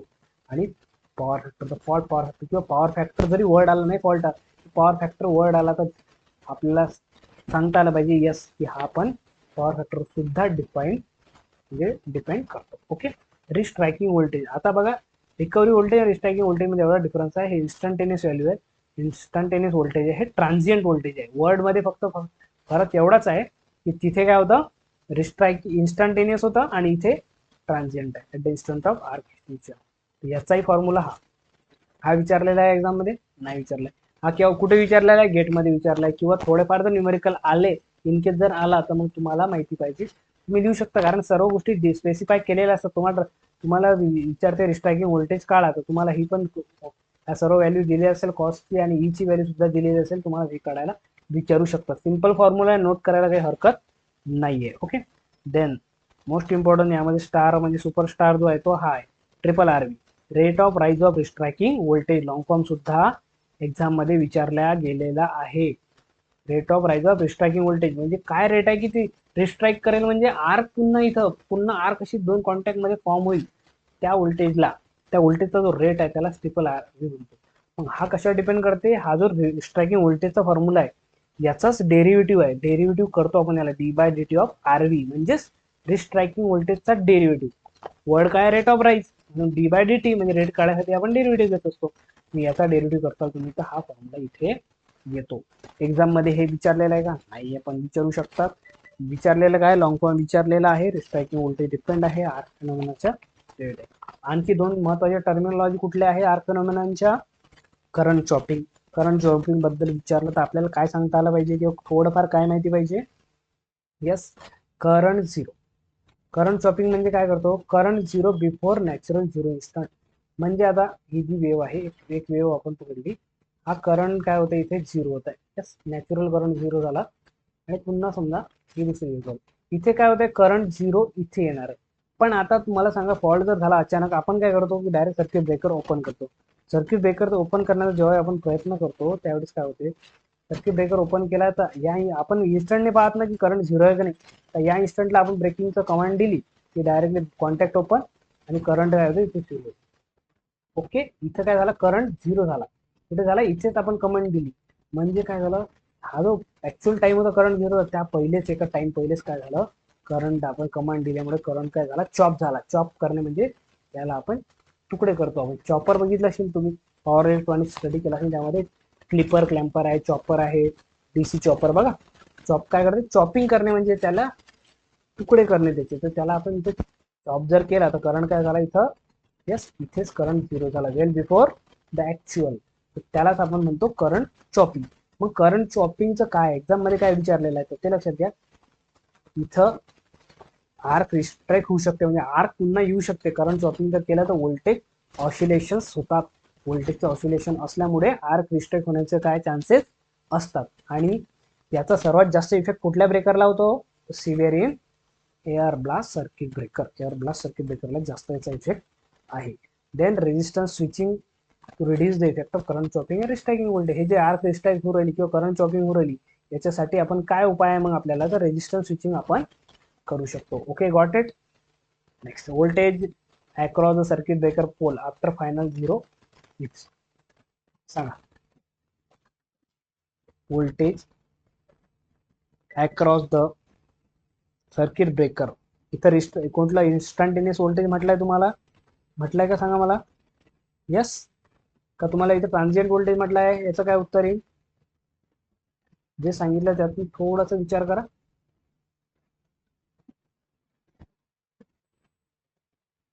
थोडा विचार करा, लगेच सांगा मला. यस, लक्षात घ्या. इथं voltage across the circuit breaker breaker pole after final current zero झाला त्यावेळेस रिस्ट्रायकिंग जर ट्रान्झिएंट वर्ड आला असता तर रिस्ट्रायकिंग अप्लाय नाही आहे. ऍक्टिव्ह रिकव्हरी व्होल्टेज जे आहे इन्स्टंटेनियस व्होल्टेज म्हणतो आपण. ट्रान्झिएंट वर्ड आला असता पण जस्ट काय म्हणते, just after the current zero, म्हणजे त्या इन्स्टंटचा करंट झिरो झाला तर इन्स्टंटचा व्होल्टेज कुठलं असते, ते रिकव्हरी व्होल्टेज असते. लक्षात घ्या. जर ट्रान्झिएंट विचारलं असतं तर तुम्ही रिस्ट्रायकिंग व्होल्टेज असं आन्सर दिलं असतं. तर ट्रान्झिएंट असा वर्ड जर आला असता मी आन्सर रिस्ट्रायकिंग दिलं असतं. पण आता recovery voltage. Then in a power system the rate of rise of restriking voltage depend on triple RV. तो लक्षात घ्या. सर्किट पॉवर फॅक्टरवर डिपेंड करतो, स्विचिंगवर. कारण रिस्ट्रायकिंग व्होल्टेजच्या फॉर्म्युलामध्ये तुम्ही बघितलं असेल काय, V is equal to E, ते काय दिलं 1 मायनस कॉस सम ओमेगा टी. जो काही असेल याच्यावर डिपेंड करतो सर्किट कंडिशन, आणि नोट करून ठेवा. यस, एमडी स्टडी स्पेसवर पुन्हा एकदा घेतलाय. तिने power system triple RV means इथं बघा 85% लोकांनी दिलाय. छान आहे, ठीक आहे. 85% लोकांनी देत आहे. तर हे लक्षात घ्या. असे क्वेश्चन कन्फ्युजिंग असते. आपण काय करतो घाईघाईमध्ये वाचत नाही. कधी कधी काय होते 50 क्वेश्चन असतात आपले, शेवटी आपण सॉल्व्ह करत येतो आणि आता घाईघाईमध्ये अरे हो ओके ओके आणि असं देतो. असं नाही. क्वेश्चन रीड करण्याची तुम्ही सवय लावा. Rate of rise of striking voltage is correct. त्याचं आहे. सर्किट ब्रेकरमध्ये न्यूमरिकल विचारतात तर न्यूमरिकल कुठून विचारतात, तर इथून. किंवा हे तुम्हाला कधी कधी सरळ सरळ विचारू शकतात. सिमेट्रिकल ब्रेकिंग कॅपॅसिटी सर्किट ब्रेकरची सर तुम्ही सांगितले होते की फुल लोडला आहे. ओके, तर त्याचा जो फॉर्म्युला आहे रूट साठी हे व्ही रेटेड आणि आय सिमेट्रिकल. हे काय आहे, हा फॉर्म्युला तुम्हाला माहिती आहे. 3 फेज पॉवरचा √3 VL IL. इथं पॉवर फॅक्टरचा विषय येतो का, पॉवर फॅक्टर आहे पण इथं पॉवर फॅक्टर कन्सिडर नाही करत. हे लाईन व्होल्टेज दिलं असते, हा लाईन करंट आहे. हा कुठला आहे, सिमेट्रिकल असते. काय असते, सिमेट्रिकल करंटवर डिपेंड करते. सिमेट्रिकल करंट केव्हा फ्लो होतो सांगा मला. सिमेट्रिकल करंट केव्हा फ्लो होणार, जेव्हा आपला फॉल्ट अनालिसिस मागच्या क्लासमध्ये बघितलं, जेव्हा सिमेट्रिकल फॉल्ट असेल. यस, सिमेट्रिकल फॉल्ट म्हणजे आपण त्याला म्हणतो 3 फेज फॉल्ट. जेव्हा सिमेट्रिकल फॉल्ट असेल तेव्हा फॉल्ट करंट फ्लो होतो. म्हणजे 3 फेज फॉल्ट आहे. या 3 फेज फॉल्ट वेळेस कुठला सिक्वेन्स असतो ऍक्टिव्ह, या ओनली पॉझिटिव्ह सिक्वेन्स इम्पिडन्स असतो. इथं पॉझिटिव्ह सिक्वेन्स इथं निगेटिव्ह झिरो सिक्वेन्स नसतो. लक्षात घ्या. तर सिमेट्रिकल म्हटलं की 3 फेज फॉल्ट आला. अनसिमेट्रिकल म्हणजे काय होतं, यस, मागचा क्लास जर बघितला असेल तर line to line, line to ground, double line to ground, हे काय झाले, अनसिमेट्रिकल फॉल्ट झाले. पण हे कॅपॅसिटीमध्ये इथं अनसिमेट्रिकल वर्ड आला आणि तुम्ही जर आन्सर दिलं तर क्या होगा, निगेटिव्ह आहे. जे मार्क भेटले त्याला पण तो काउंट केली. आणि हे याच्यापेक्षा महत्वाचा हा जो करंट आहे याची व्हॅल्यू कशी असते, RMS व्हॅल्यू आहे. कोणती व्हॅल्यू आहे, RMS. सरळ सरळ विचारलेलं आहे. सिमेट्रिकल ब्रेकिंग कॅपॅसिटी किंवा करंट जे आहे कोणती व्हॅल्यू असते, ती जी स्पेसिफाय केली असते RMS व्हॅल्यू असते. पण जो मेकिंग करंट आहे, कधी कधी एक्झाम मध्ये जर विचारलं तुम्हाला तुम्हाला सिमेट्रिकल ब्रेकिंग करंट दिलेला आहे ते RMS व्हॅल्यू, पण तुम्हाला विचारलं मेकिंग करंट तर 2.55 टाइम्स म्हणजे इनटू सिमेट्रिकल ब्रेकिंग करंट. पण ही व्हॅल्यू कुठली आहे, पीक व्हॅल्यू आहे. बघा, सिम्प्लिफाईड करण्याचा प्रयत्न केला खूप, म्हणजे मी माझ्या नोट्समधून सर्व काढलेलं आहे. सिम्प्लिफाईड करून थोडासा यावेळेस इफेक्ट ऍड करून तुमच्या आधी प्रेझेंटेशन केलं आहे. जर आवडलं असेल तर नक्की मला लाईक करा. लाईक करा म्हणजे आपल्या चॅनलवरती किंवा आपल्या टेलिग्रामवरती तुम्ही सांगा, म्हणजे जेणेकरून मला थोडं मोटिवेशन भेटते. नाही तर मी तुमच्यासाठी असंच जसं चालू आहे तसं चालू ठेवी. Okay, so the rating of the circuit breaker is on basis of this type of fault. आत्ताच काय सांगितलं आहे इथं बघा, 260 लोकांनी उत्तर दिलंय. 70% लोक विद्यार्थ्यांचे आन्सर करेक्ट आहेत. पण 30% लोक काय करू राहिले, सिंगल लाईन टू ग्राउंड हा कुठला फॉल्ट आहे, यस, हा अनसिमेट्रिकल फॉल्ट आहे. सिमेट्रिकल आहे का, नाही आहे, हा सुद्धा अनसिमेट्रिकल फॉल्ट आहे. आणि हा लाईन टू लाईन तर हा पण सुद्धा सिमेट्रिकल फॉल्ट म्हणजेच त्याला आपण काय म्हणतो, जस्ट मी सांगितलं, हा 3 फेज फॉल्ट असतो. तर 3 फेज फॉल्टवरच त्याची सिमेट्रिकल ब्रेकिंग कॅपॅसिटीचा फॉर्म्युला जस्ट आपण बघितलाय की काय, √3 व्ही रेटेड व्होल्टेज आणि आय आय काय सिमेट्रिकल, लक्षात घ्या सिमेट्रिकल ब्रेकिंग कॅपॅसिटी याच्यावर डिपेंड करतो. म्हणून आपण सिमेट्रिकल थ्री फेज, आणि थ्री फेज म्हटलं की कुठला कंपोनंट येतो, पॉझिटिव्ह सिक्वेन्स कंपोनंट असतो थ्री फेज फॉल्ट. बघितला नसेल तर बूस्टर आपला बूस्टर डोस घेऊन घ्या, 7 नंबरचा क्लास फॉल्ट अनालिसिस बघून घ्या. Next the making capacity of the breaker. Making capacity म्हणजेच मेकिंग करंट तुम्हाला सांगितलं, कॅपॅसिटी एमबी मध्ये असते, पण मेकिंग करंट काय असते सांगा मला. मेकिंग करंट जस्ट आपण काय बघितला, हा सिमेट्रिकल पेक्षा कमी जास्त असतो का, making current 2.55 times high symmetrical. सिमेट्रिकलचे किती पट असतो, 2.55. मग यातलं कुठलं ऑप्शन आहे, कमेंट करा आणि बघा कुठला आन्सर आहे. येस, ब्रेकिंग कॅपॅसिटीचा तोच फॉर्म्युला आहे, कशामध्ये असते, एमव्हीए मध्ये असते, सर्वच्या सर्व एमव्हीए मध्ये 10⁶. मग आता √3 घ्यायचं, काय घ्यायचं, √3 VL आय सिमेट्रिकल इंटू हे झाली breaking capacity of the circuit breaker. हा लक्षात तोच फॉर्म्युला आहे, √3 VL आपण काय म्हणतो, VL cos⁵ म्हणतो, पण इथं cos⁵ इफेक्ट आपण पकडला नाही. इथं व्ही असतो, VL जो असतो तो रेटेड व्होल्टेज असते, आणि जो IL आहे म्हणजे लाईन करंट जो आहे त्याला आपण सिमेट्रिकल करंट असं म्हणतो. पुन्हा पुन्हा याच्यासाठी सांगतोय कारण एक्झाम मध्ये क्वेश्चन दिसल्याबरोबरचे आन्सर आहेत हे. इथे तुम्ही चुका केल्या म्हणजे तुम्ही कॉम्पिटिशन मध्ये बाहेर आहेत, लक्षात घ्या. Yes, three phase circuit breaker rated दिलेला आहे 33 kV, वाटली मेकिंग करंट.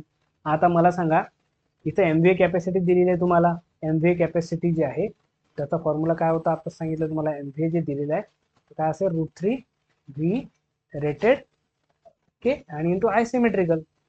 याच्यावरनं आता एमव्हीए टू कॅपॅसिटी तुम्हाला दिलेली आहे, √3 आहे, व्ही रेटेड तुमच्या समोर इथं 33 kV आहे. यस, आणि इंटू आय सिमेट्रिकल. मग तुम्ही काय करायला, आता आय सिमेट्रिकलची व्हॅल्यू काढा. आय सिमेट्रिकल व्हॅल्यू काढा, बरोबर. इथं काय प्रूफ करायचं आहे, 10⁻⁶ - 6 बघा. आय सिमेट्रिकलची व्हॅल्यू भेटली तर मग making current is equal to तुम्हाला माहितीच आहे, 2.55 into I symmetrical. I symmetrical टाका.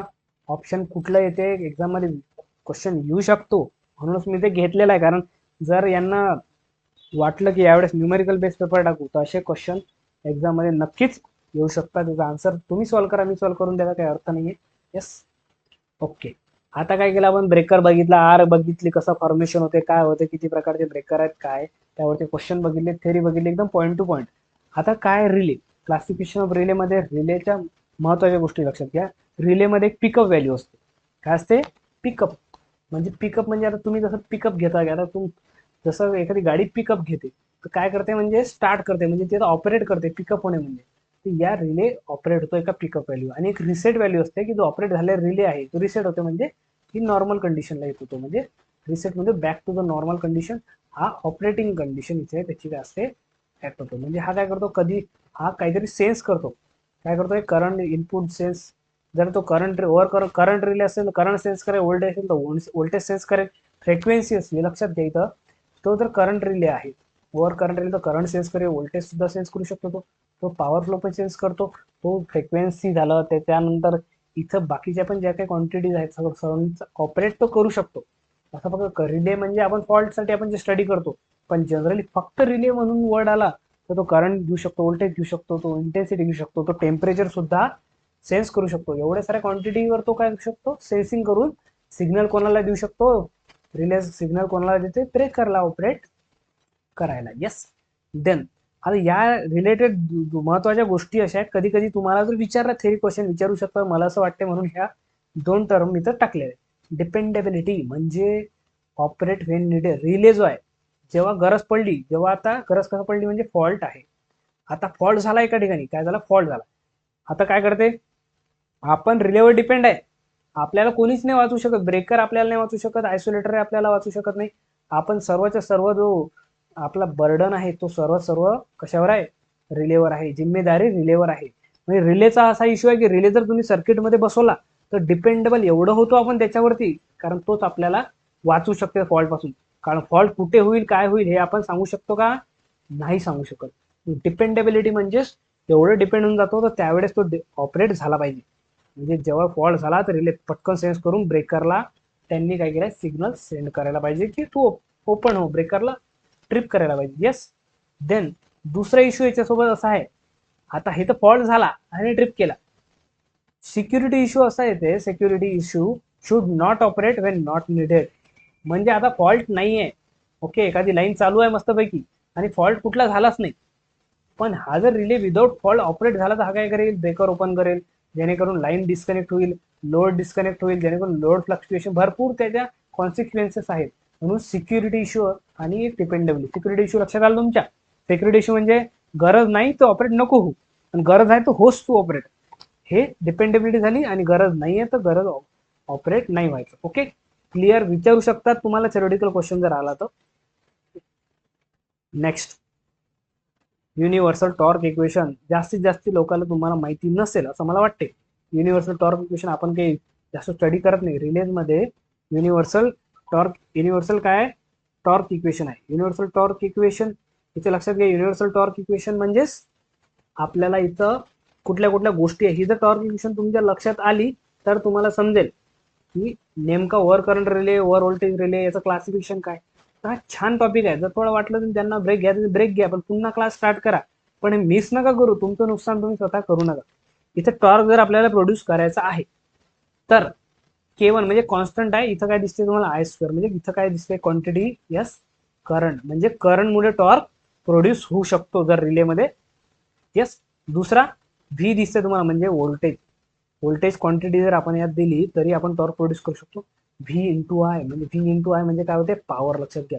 तर पॉवर कंपोनंट असला, दोघांचं कॉम्बिनेशन असलं तरी आपण टॉर्क प्रोड्यूस करू शकतो. आणि देन के लास्ट वाला, हा काय स्प्रिंग कॉन्स्टंट, हा काय स्प्रिंग आहे जिथे तो पण स्प्रिंग टेन्शननी आपण टॉर्क देऊ शकतो याला. यस. हे काय झाली युनिव्हर्सल टॉर्क इक्वेशन. यामध्ये आता वेगवेगळे प्रकार पडतात. जसं पहिला प्रकार पडतंय ओव्हर करंट रिले. मग आता बघा, या इक्वेशन मध्ये जर तुम्ही फोकस केलं तर सर्व ठिकाणी काय दिसतंय तुम्हाला, इथे ऍडिशन दिसते. काय दिसतंय, ऍडिशन. म्हणजे टॉर्क पॉझिटिव्ह टॉर्क करतोय. पण लक्षात घ्या, रिलेला फक्त तुम्ही ऑपरेट करून चालते का, रिलेला ऑपरेट सुद्धा करावं लागते आणि त्याला रिसेट सुद्धा करावं लागते. काय करावं लागते, ऑपरेट करावं लागते, रिसेट सुद्धा करावं लागतं. म्हणजे ऑपरेटिंग टॉर्क असला पाहिजे, रिसेटिंग म्हणजे वापस यासाठी पण त्याला अपोज करणारा कोणीतरी पाहिजे. तर बेसिक जेव्हा ओव्हर करंट रिले आहे त्यामध्ये नाव जर ओव्हर करंट आहे, ओव्हर करंट रिले जर आलं म्हणजे टॉर्क तो प्रोड्यूस करतो. काय करतो, टॉर्क तो प्रोड्यूस करणार. म्हणून इथं जो कंपोनंट आहे आपण काय केलं, K1 इंटू आय स्क्वेअर घेतलेला आहे. आणि हा पॉझिटिव्ह आहे बघा, याला निगेटिव्ह साईन नाही, निगेटिव्ह साईन स्प्रिंगला दिले. का बरं, हा स्प्रिंग काय करते, रिस्टेनिंगचं काम. ओनली के काय स्प्रिंग आहे इथे. यस, इथे only K is spring. Spring रिस्टेनिंगचं काम करतो, रिस्टेनिंग फोर्स करतो, जेणेकरून ते इक्वेशन बॅलन्स राहते. सिमिलर पॅटर्न लक्षात घ्या. तुम्हाला ओव्हर करंट क्लिअरिफाय झाला असेल की पॉझिटिव्ह कंपोनंट झाला आणि जो मायनस आहे तो रिस्टेनिंग टॉर्क प्रोड्यूस करतो आणि तो झाला स्प्रिंग. यामध्ये तसंच यामध्ये जे एक्झाम मध्ये विचारलेलं करंट सेटिंग बद्दल विचारतात तुम्हाला. तर current setting is equal to current, एक रिलेची पिकअप व्हॅल्यू असते आणि हा त्यामधून नॉर्मल करंट असतो. आय रिले म्हणजे हा नॉर्मली त्यामधून करंट जात असतो. पिकअप म्हणजे हे सेट व्हॅल्यू असते, एक कुठली तरी व्हॅल्यू सेट केली असते आणि हे सेट व्हॅल्यू काय असते, नॉर्मल पेक्षा जास्त असते. काय असते, नॉर्मल पेक्षा जास्त असते. कारण ओव्हर करंट काय दिलेलं आहे तिथं, अंडर करंट म्हटलेलं आहे का नाही. तर ऑलवेज पिकअप व्हॅल्यू जी आहे ओव्हर करंट रिलेची is greater than the normal, किंवा रिले करंट म्हणू शकतो आपण त्याला, त्यापेक्षा जास्त असेल. येस. पर्सेंटेज मध्ये आहे म्हणून तिथं 100 लावलेलं आहे. तिथं पर्सेंटेजचं साईन तुम्ही जर काढलं तिथं 100 लिहिण्याची पण सुद्धा गरज नाहीये. Okay, clear. आता current setting of the relay is adjusted the number of turn to be adjusted. काय करू शकतो आपण, करंट सेटिंग तुम्हाला जर चेंज करायची आहे, तुम्ही नंबर ऑफ एम्पियर टर्न म्हणतो आपण, किंवा टर्न्स तुम्हाला ऍडजस्ट करावं लागते. क्वेश्चन एक्झाम मध्ये विचारलेला आहे. For the changing of the current setting of the over current relay we have to adjust the number of turns. Yes, clear. Next त्यामध्ये येतो दुसरा जो आहे महत्वाचा, PSM, प्लग सेटिंग मल्टिप्लायर. याच्यावरती राहतात न्यूमेरिकल. याला करून ठेवा स्टार. म्हणजे स्टार कशाला, कारण हा न्यूमेरिकल देतो आणि याची मॅक्झिमम एक्झाम मध्ये, मोस्ट एक्झाम मध्ये क्वेश्चन याच्यावरती जर रिलेवर आला तर प्लग सेटिंग मल्टिप्लायर विचारला म्हणजे विचारलेला आहे. याला VIP करा किंवा व्हेरी व्हेरी VIP करू शकता तुम्ही. येस. फॉर्म्युला काय, फॉल्ट करंट वरती काय, fault current upon CT ratio तुम्हाला स्पेसिफाय केलेला असतो. फॉल्ट करंट तुम्हाला दिलेला असतो आणि प्लग सेटिंग पण तुम्हाला, करंट प्लग सेटिंग म्हणजे करंट सेटिंग इथं तुम्हाला दिलेली असते. फक्त तुम्हाला इथं व्हॅल्यू पुट करून आन्सर काढावा लागत असते. तो लक्षात घ्या. प्लग सेटिंग म्हणजे इथं तुम्हाला करंट सेटिंग आहे, हे तुम्ही यूज करू शकता. आता याचं न्यूमेरिकल पण आपण बघणार आहे, काही प्रश्न नाही. एक नेक्स्ट नेक्स्ट यामध्ये आता हे तर काय झालं करंट बद्दल बघितलं, पण आपण टायमिंग ना, रिलेला ऑपरेट व्हायला 1 घंटा लागला तर तो ब्रेकरला कधी आयसोलेट करेल. सो आपल्याला operating time of the relay याचा पण स्टडी करावा लागतो. ऑपरेटिंग टाइम मध्ये काय करतो आपण, एखादा रिलेचा ऑपरेटिंग टाइम कशावर डिपेंड करतो, तर टीएमएस वर डिपेंड करतो, टाइम सेटिंग मल्टिप्लायरवर. टाइम सेटिंग मल्टिप्लायर जेवढा तुमचा जास्त तेवढा ऑपरेटिंग टाइम जास्त लागेल, पण टाइम सेटिंग मल्टिप्लायर तुम्ही कमी करा म्हणजे operating time, yes, operating time with 100% TM, 100% TMS into time setting multiplier जर तुम्ही केला तर तुम्हाला काय भेटते, एक ऍक्च्युअल टाइम भेटते. क्वेश्चन जर विचारला तुम्हाला जर ऑपरेटिंग टाइम कमी जास्त करायचा आहे तर तुम्हाला काय करावं लागते, बॅकस्टॉपची पोझिशन ऍडजस्ट करावी लागते. या दोन मध्ये कन्फ्युज नाही व्हायचं आहे. तुम्हाला करंट सेटिंग विचारली तर तुम्हाला नंबर ऑफ टर्न्स, आणि तुम्हाला जर ऑपरेटिंग टाइम विचारला तर तुम्हाला बॅकस्टॉप पोझिशन ऍडजस्ट करायचं आहे. Okay, clear. बघा, plug setting of the electromagnetic relay. Plug setting म्हणजे तेच टाइम सेट करतो आपण त्यामध्ये. त्यामध्ये आपण कशामुळे करतो, adjusting the number of turns. 78% लोक विद्यार्थी, यस, गुड आन्सर, तुम्ही सर्वांनी आन्सर दिलाय. हे बॅकस्टॉप जी पोझिशन आहे ही कशासाठी यूज करतो आपण, टीएमएस. टीएमएस म्हणजे टाइम सेटिंग. ऍक्च्युअली कशासाठी, टाइम सेटिंग. कशासाठी, टाइम सेटिंगसाठी आपण इथे यूज करतो. नेक्स्ट, टाइम सेटिंगसाठी जर विचारलं तुम्हाला तर बॅकस्टॉप करावं लागतं. इथे नंबर ऑफ एम्पियर टर्न येणार नाही किंवा दोन्ही येणार नाही. लक्षात ठेवा, हे पॉईंट नोट करून ठेवा. Yes, for the fault current, आता आला तो question, P S M plug setting multiplier. मला हा क्वेश्चन दिली इथं बघा, 129 लोकांनी आन्सर दिलं, 70% लोकांचं उत्तर बरोबर आहे. आणि न्यूमेरिकल मध्ये तुम्ही काय चुका करतात इथे बघून घ्या. 70% लोकांचा आन्सर करेक्ट आहे, इज व्हेरी गुड. काय होता फॉर्म्युला, फॉल्ट करंट दिलेला होता, खाली लिहिलं होतं सीटीचा ratio. Okay, CT ratio into plug setting किंवा करंट सेटिंग म्हणतो आपण त्याला, ते आपण दिलेली आहे. आता बघा, फॉल्ट करंट दिलेला आहे 2000, घेतला मी 2000. सीटी रेशो दिलाय माझ्याकडे, किती दिलेला आहे, 500/5 दिलेला आहे. यस, इंटू करंट सेटिंग दिलेला आहे. तर करंट सेटिंग किती दिले, 50%. 50% दिले ते तुम्ही, 50%ला साईन काढून टाकायसाठी 100 लिहिलं. कशाच्या, 50% असते पण कशाच्या तरी असते, लक्षात घ्या. हे 50% म्हणजे झालं याचं काही नाही, कुठल्या तरी एखाद्या क्वांटिटीचे हे पर्सेंटेज असते. तर लक्षात घ्या, करंट सेटिंग जे रिलेचीच करतो.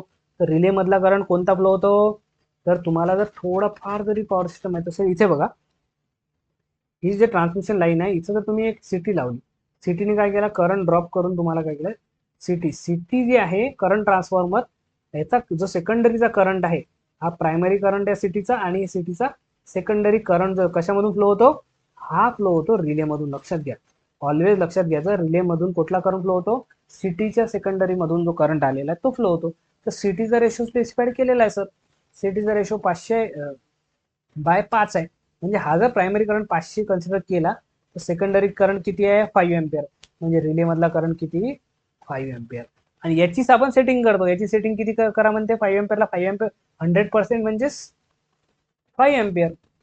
5 एम्पियर म्हणजे 100% झालं. पण याच्या जर 50% म्हटलं तुम्हाला तर काय होईल, याच्या अर्धे होईल, म्हणजे 2.5 एम्पियर तुम्ही असं म्हणू शकता. तर इथेच 50%ला कशाचे 50% होत आहे, 5 एम्पियरच्या जो करंट यातून फ्लो होत आहे. येस, हे इथं लिहिण्याची गरज नाही कारण न्यूमेरिकल आहे. आता याला जर तुम्ही सॉल्व्ह केलं तर तुम्ही वेगवेगळ्या प्रकारचे सॉल्व्ह करू शकता. येस, इथं 500 आहे, याला 5 ने भागले, हा 100 होऊन जाईल. 100 भागितला तुम्ही, येस, 100 ने भागलेला, 100 हा कटला, 50 ने याला भाग द्या, हा 5 आहे. इथं किती झाले, इथं दिसतंय तुम्हाला वरती 2000 आणि खाली 50 गुणिला 5 म्हणजे झाले 250. हा शून्य कटला, 200 भागीला 25 म्हणजे कितीचा भाग, 8चा भाग इथे जातो. Okay, clear. Next question, the pickup current of the relay having 125% current setting connected to 100/5 yes transformer. म्हणजे ट्रान्सफॉर्मर म्हणजे करंट ट्रान्सफॉर्मर आहे, याचं प्रायमरी करंट हा आहे आणि याचा सेकंडरी करंट हा आहे. तर सेकंडरी करंटच म्हणजेच रिले करंट असतो, हे तुमच्या डोक्यामध्ये फिक्स बसून घ्या. मग सेकंडरी करंटच्या 125%, सो जे काही पिकअप व्हॅल्यू आहे करंटची ती कशी केलेली आहे, 125% नाही काढत असेल, पर्सेंट चिन्ह आपण हटवतो तेव्हा खाली 100 घेतो, आणि इंटू जो करंट आहे 5 एम्पियर चालला यामधून. आता याला भाग द्या तुम्ही, आणि त्याचा काय आन्सर आहे ते तुम्हाला सांगायची काही गरज आहे का, याला भाग द्या तुम्ही, याचा 20चा भाग जातो, याचा तुम्ही जर अर्धा केला तर 6. यस 825 इथे तुमचं करेक्ट आन्सर आहे. चेक करा, कॅल्क्युलेशन करा, तुम्हाला जसं जमते तसं करा, कॅल्क्युलेटर यूज करू नका. देन आता रिले बघितले, ओव्हर करंट बघितला आपण, त्यानंतर ओव्हर करंटचे पीएसएम येते ते बघितले, जे क्वेश्चन एक्झाम ओरिएंटेड आहे. नेक्स्ट जो महत्वाचा टॉपिक आहे रिलेमध्ये तो आहे डिस्टन्स रिले. कुठले relay? Distance relay. Distance relay बद्दलही क्वेश्चन एक्झाम मध्ये सरळ सरळ वन लाईनर विचारतात. यामध्ये न्यूमेरिकल जनरली नसतात, पण काय वन लाईनर म्हणजे एकदम स्पेसिफिक असते, ज्याला माहिती आहे तोच उत्तर देऊ शकते, बाकी अंदाजी टोले इथं मारणार आहेत. तर मेजर डिस्टन्स रिलेचं जे काम आहे, एक मेजरचं इम्पिडन्स और ऍडमिटन्स. महत्वाचं काय आहे तो इम्पिडन्स मेजर करणे, की फीचर जे आहे त्यामधले हे सर्वात नोट करून ठेवणे. की इम्पिडन्सवर काम करतो तो व्होल्टेज करंट इथं दिलेलं आहे, कुठं इथं व्होल्टेज मेजर करतो किंवा व्होल्टेज ऑपरेट होतो किंवा करंट ऑपरेट असं नाहीये. हा इम्पिडन्सवर म्हणजे याच्या रेशोवर, लक्षात घ्या काय व्होल्टेज आणि करंटच्या रेशोवर ऑपरेट होतो तो, फक्त व्होल्टेजवर होत नाही, फक्त करंटवर होत नाहीये, याच्या कॉम्बिनेशन होतो. आता ते कसं, चला बघू आपण. येस, फॉल्ट डिटेक्शन करायचं काम आहे, त्यामध्ये झोन सिलेक्शन करू शकत असतो आपण डिस्टन्स रिलेमध्ये. जर तुम्हाला विचारला असा question which of the following is true और which of the following is false, तर त्यावेळेस एक पॉईंट लक्षात पाहिजे की आपल्याला ट्रिपिंग अलार्म कॅपॅसिटी पण यामध्ये असते, कम्युनिकेशन इंटरफेस कमी करण्यासाठी या सर्व गोष्टींच्या याच्यामध्ये डिस्टन्स रिले आपण वापरतो. तर basic quantity measure in distance relay question विचारलेला आहे एक्झाममध्ये क्वेश्चन हा विचारलेला आहे. तर काय सांगितलं मी, डिस्टन्स रिलेमध्ये बेसिक क्वांटिटी करंटला मोजतो का, डिफरन्स व्होल्टेजला मोजतो का, नाही, इम्पिडन्स हा मोजत असतो distance relay. Point to be noted. Okay.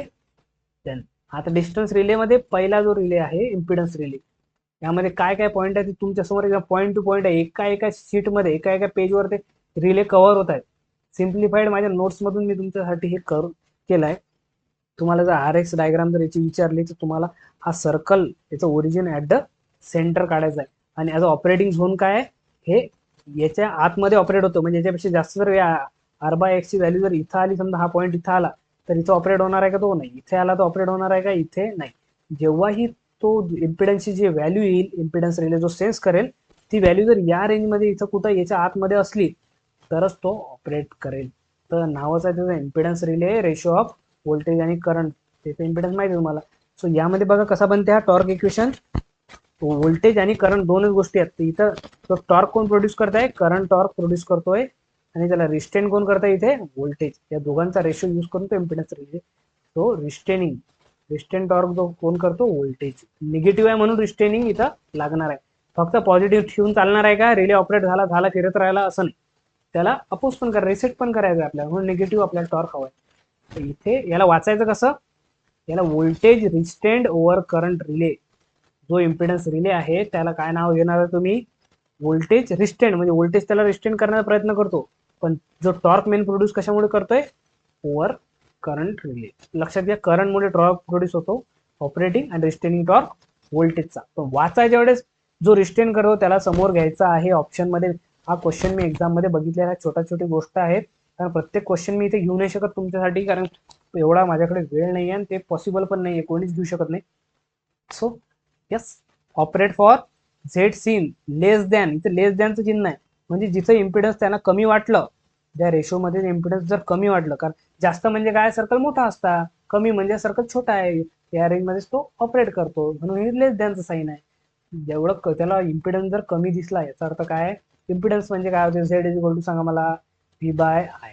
V काय, हे रेटेड आहे, पण हा आय जर फॉल्ट करंट जर फ्लो झाला, समजा हा आय फॉल्ट करंट इथे जास्त झाला, मला सांगा डिनॉमिनेटर जर जास्त फ्लो झाला तर टोटल व्हॅल्यू काय होईल, कमी होईल. म्हणजे अचानक जर इम्पिडन्स कमी झालं तर सेन्स काय करेल, हा इम्पिडन्स रिले सेन्स करेल, आणि हा या रेंजच्या केलं तर ऑपरेट करेल. हा डायरेक्शनल आहे का, हा नॉन डायरेक्शनल. डायरेक्शन कोणाला म्हणतात, काय म्हणतात, ते सुद्धा आपण नेक्स्ट स्लाइड म्हणजे नेक्स्ट यात डायरेक्शन रिले जेव्हा बघू आपण तेव्हा तुम्हाला क्लिअर होईल. It's moderately arc resistance. बघा, आर्क रेजिस्टन्स म्हणजे जे फॉल्ट तेवढे आर्क प्रोड्यूस होते त्याचा रेजिस्टन्स आणि पॉवर स्विंगला हा मॉडरेटली इफेक्ट असतो. हे जे पॉईंट आहेत हे आय एस सारख्या एक्झाम मध्ये विचारलेले आहेत, ते लक्षात घ्या. तुमच्या समोर एवढं सिम्प्लिफाय मध्ये मांडले आहेत, पण पॉईंट सर्व महत्वाचे आहेत. देन यूज फॉर, महत्वाचा जो आणखी एक जो आपल्या एक्झाम मध्ये जनरली विचारला जातो, मीडियम ट्रान्समिशन लाईनसाठी आपण इम्पिडन्स रिले यूज करतो. कुठले रिले यूज करतो, impedance relay. Then the next relay is reactance. यामध्ये काय करतो, रिॲक्टन्स रिले आहे. रिॲक्टन्स म्हणजे इथे इमॅजिनरी कंपोनंट येणारच आहे. ओके, यामध्ये बघा ऑपरेटिंग टॉर्क जो आहे तो करंटनीच प्रोड्यूस केलेला आहे, पण जो रिस्टेनिंग टॉर्क आहे, रिस्टेनिंग म्हणजे व्ही इंटू आय इथं दिलेलं, म्हणजे हा पॉवरचं फंक्शन काय, पॉवर. पण याला वाचायचं कसं, डायरेक्शनल रिस्टेंट. डायरेक्शनल म्हणजे जिथं पॉवर आली, डायरेक्शन म्हणजे पॉवर फ्लो, लक्षात घ्या. डायरेक्शनल म्हणजे जिथं पॉवर फ्लो वर्ड आला, तर डायरेक्शनल रिस्टेंट ओव्हर करंट रिले आहे. हा डायरेक्शन रिले नाही आहे, डायरेक्शन रिस्टेंट आहे, लक्षात घ्या. डायरेक्शन रिले म्हणजे जर हे ऑपरेट करणारा इथं जर डायरेक्शन, इथं जर पॉवर आली असती तुमची, कुठलाही पॉझिटिव्ह जर पॉवर असती, तेव्हा त्याला डायरेक्शन रिले म्हटलं असतं. पण याची निगेटिव्ह साईन आहे. याचा अर्थ काय, रिस्टेनिंग टॉर्क फक्त डायरेक्शनमुळे होतो, म्हणजेच पॉवरमुळे होतो, आणि ऑपरेटिंग टॉर्क हा करंटमुळे होतो. म्हणून हा डायरेक्शन रिले आहे का, नाही आहे हा. सो याचा जो आहे, याचा आर एक्स डायग्राम मध्ये ही जी लेवल आहे रिॲक्टन्सची, नावच आहे ना रिॲक्टन्स रिले, हा एकटा काय करतो, रिॲक्टन्स हा ऍक्सिस आहे ना, रिॲक्टन्स रिले म्हणजे याच्यावर कमी जास्त होऊ शकते व्हॅल्यू, म्हणून वर्टिकल आहे. इथं का बरं नाही, याचा काही, याचा इश्यू काहीच नाही, कारण हे इन्फायनाइट पर्यंत याचा इकडे इथे सरळ राहणार आहे. का बरं राहणार आहे, इट्स ओनली रिॲक्टन्सच्या व्हॅल्यूवर डिपेंड करते. हे इम्पिडन्स, आता रिॲक्टन्सची व्हॅल्यू समजा इथं 10 आहे, आणि 10 पेक्षा कमी जर रिॲक्टन्स आला, 5 आला, 7 आला, 9 आला, किती आला, तर हा ऑपरेट होईल. पण रिॲक्टन्स सेन्स जर यांनी केला इथं समजा 15, यस इथं बाहेर झालं ना, रेंजच्या बाहेर झालं, म्हणून याची जी ऑपरेटिंग रेंज आहे ती याच्या कमी आहे. म्हणजे हा सुद्धा जे एक्स सीन जो सीन करेल, जो त्याला दिसेल त्यापेक्षा जर कमी असलं तेव्हाच तो ऑपरेट होईल, अदरवाईज तो ऑपरेट होणार नाही. हा डायरेक्शनल आहे का, नाही. नॉन डायरेक्शनल का लिहिलाय मी, कारण जो ऑपरेटिंग टॉर्क आहे तो पॉवर एलिमेंटनी केलाय का, पॉवर फ्लोच्या कंपोनंटनी केलाय का, नाही केलाय, म्हणून याला नॉन डायरेक्शन रिले आहे. इथे note point, not affected by arc resistance. इथे काय होतं, मागच्या याच्यामध्ये moderately affected by arc resistance आणि power swing. Resistance reactance relay not arc रेजिस्टन्सचा काही का बरं नाही पडत, कारण याची डायग्राम जर तुम्हाला आठवली, तुम्हाला ही आर डायग्राम आठवली, मला सांगा रेजिस्टन्स इथे असलं किती जास्त असल्या फरक नाही पडत, कारण ही इन्फायनाइट पर्यंत लाईन कंटिन्यू आहे. रेजिस्टन्स इथं 0 असला तरी तो एक्सच सेन्स करतोय. रेजिस्टन्स इथं 10 झाला, रेजिस्टन्स इथे 100 झाला, तरी एक्सची किंमत वाढते का नाही, तो कॉन्स्टंटच आहे. म्हणून हा आर्क रेजिस्टन्सला इफेक्ट 0 पडते, यार काहीच इफेक्ट पडत नाही या रिॲक्टन्स रिलेवर. पण कशामुळे पडतो, पॉवर स्विंगमुळे. पॉवर स्विंगमुळे काय होते, highly affected by power. Power swing झाला तर याची एक फिक्सच व्हॅल्यू आहे ना, त्यामुळे थोडासा जरी पॉवर स्विंगमुळे ची व्हॅल्यू ती इकडे तिकडे गेली, कमी जास्त झाली, तर हा माल ऑपरेट करू शकतो. So only affected by highly affected. Question विचारते हायली, मॉडरेटली, नॉट अफेक्टेड, तर हायली म्हटलं की रिॲक्टन्स, कशामुळे, पॉवर स्विंग. रेजिस्टन्स का बरं नाही, कारण रेजिस्टन्सचं काही घेणं देणंच नाही, याला कॉन्स्टंट असते ती व्हॅल्यू. का असते, हा रिॲक्टन्स कॉन्स्टंट असते तेव्हा, यस म्हणजे रेंज कॉन्स्टंट असते, लिमिट त्यापेक्षा जर सीन कमी केला तर तो ऑपरेट करतो. Use for the short transmission line, हे आपल्या MSc किंवा कुठल्या एक्झाम मध्ये जनरली विचारतात. पण हे आर्क रेजिस्टन्स, पॉवर स्विंग, तर थोडाफार जरी टिपिकल पेपर त्यांनी काढला तर we should be ready for that. Okay, next कॅमॅचिओ योगी मोर रिले जो आहे, ऍडमिटन्स रिले म्हणतो आपण याला.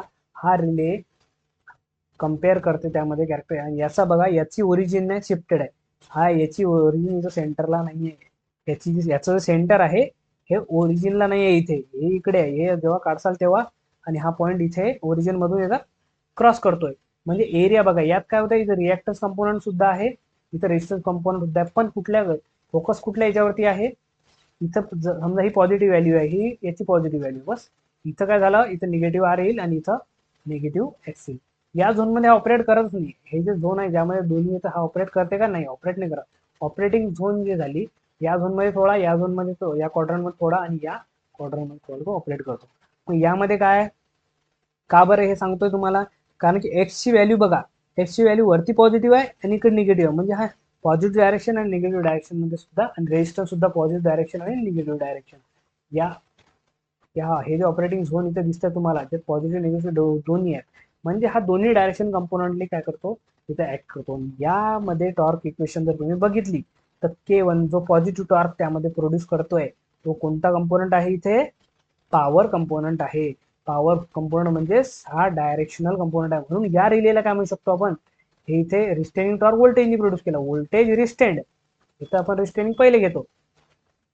डायरेक्शनल रिले, डायरेक्शनल का बरं, कारण की पॉवर कंपोनंट जो आहे तो ऑपरेटिंग टॉर्क म्हणजे व्ही अँड आय या दोघांचा कॉम्बिनेशन जो आहे तो ऑपरेटिंग टॉर्क इथं प्रोड्यूस करतोय, म्हणून त्याला काय म्हणतो आपण, डायरेक्शन रिले. हा सुद्धा हे जे इम्पिडन्स त्याच्या कमी भेटलं, त्याला ऍडमिटन्स जे आहे ते कमी भेटलं याच्यापेक्षा तो ऑपरेट करतो. हा डायरेक्शनल रिले आहे. यस, डायरेक्शनल रिले आहे. कोणता रिले आहे, MHO. Highly affected by arc resistance. हा आर्क रेजिस्टन्स अफेक्ट करतो. जसा रेजिस्टन्स जर आर्कमुळे जर फॉल्ट या झोनमध्ये असला पण रेजिस्टन्स आर्कचं जास्त आहे तर काय होईल, हा फॉल्ट पॉईंट इथे बाहेर मूव्ह होईल. म्हणजे रिले ऑपरेट व्हायला पाहिजे होता ऍक्च्युली, पण आर्क रेजिस्टन्सचा इफेक्ट असल्यामुळे ऑपरेटिंग झोनच्या बाहेर फेकला गेला. हा पॉईंट ऑपरेटिंग झोनच्या बाहेर गेलाय, नाही तर ऍक्च्युअल मध्ये इथं सुद्धा, पण हा जो रेजिस्टन्स कंपोनंट आहे याचा थोडा जरी वाढला तरी हा या ऑपरेटिंग झोनच्या बाहेर गेला, म्हणून इथे काम करणार नाही, म्हणून हा अफेक्ट करतो त्याला. आणि less affected by power swing and load encroachment. Load encroachment जेव्हा होते किंवा पॉवर स्विंग असतो तेव्हा त्याला कमी इफेक्ट होतो, पण त्याला रेजिस्टन्स जास्त इफेक्ट करतो. विचारू शकतात. आणि बस महत्वाचं तेच ते काय, use for the long transmission line, हे जनरली आपल्याला विचारले जातात.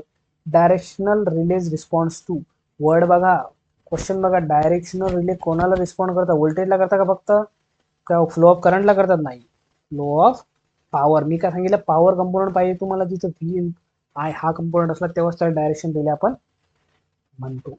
Which among the following current rating is not required, तो क्वेश्चन मागा आला, हे आयसोलेटर आहे, हे काही पुन्हा रिपीट झालेलं आहे.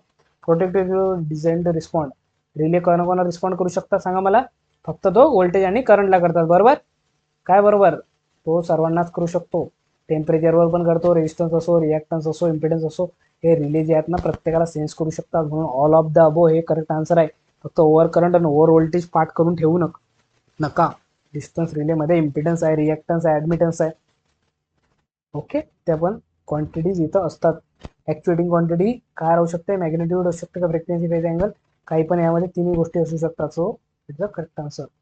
आता जो शेवटचा टॉपिक यामध्ये डिफरन्शियल रिले, हा बघा सिंपल आहे आणि याच्यावरती क्वेश्चन न्यूमेरिकल सुद्धा विचारलेले आहेत, एक्झाम ओरिएंटेड. ओके, बघा सिंपल वन लाइनर मध्ये डिफरन्शियल रिलेचं काय काम प्रोटेक्ट करते, आणि हा एक युनिट प्रोटेक्शन आहे, म्हणजे इथे जे डिव्हाइस आहे या डिव्हाइसला काय करतो, प्रोटेक्ट करतो. तो हा पूर्ण लाईनला प्रोटेक्ट नाही करत किंवा याला काही घेणं नाही, इथे मध्ये जो आहे म्हणजे याचा जो सिटी दोन साईडला सिटी प्लेस केलेले आहेत आपण, आणि यामधून जो करंट फ्लो होतो हा यामधून जातोय रिलेमध्ये. इथे करंट डिफरन्स किती असला पाहिजे, या दोन्ही वायर मधला करंट डिफरन्स त्याला 0 असला पाहिजे.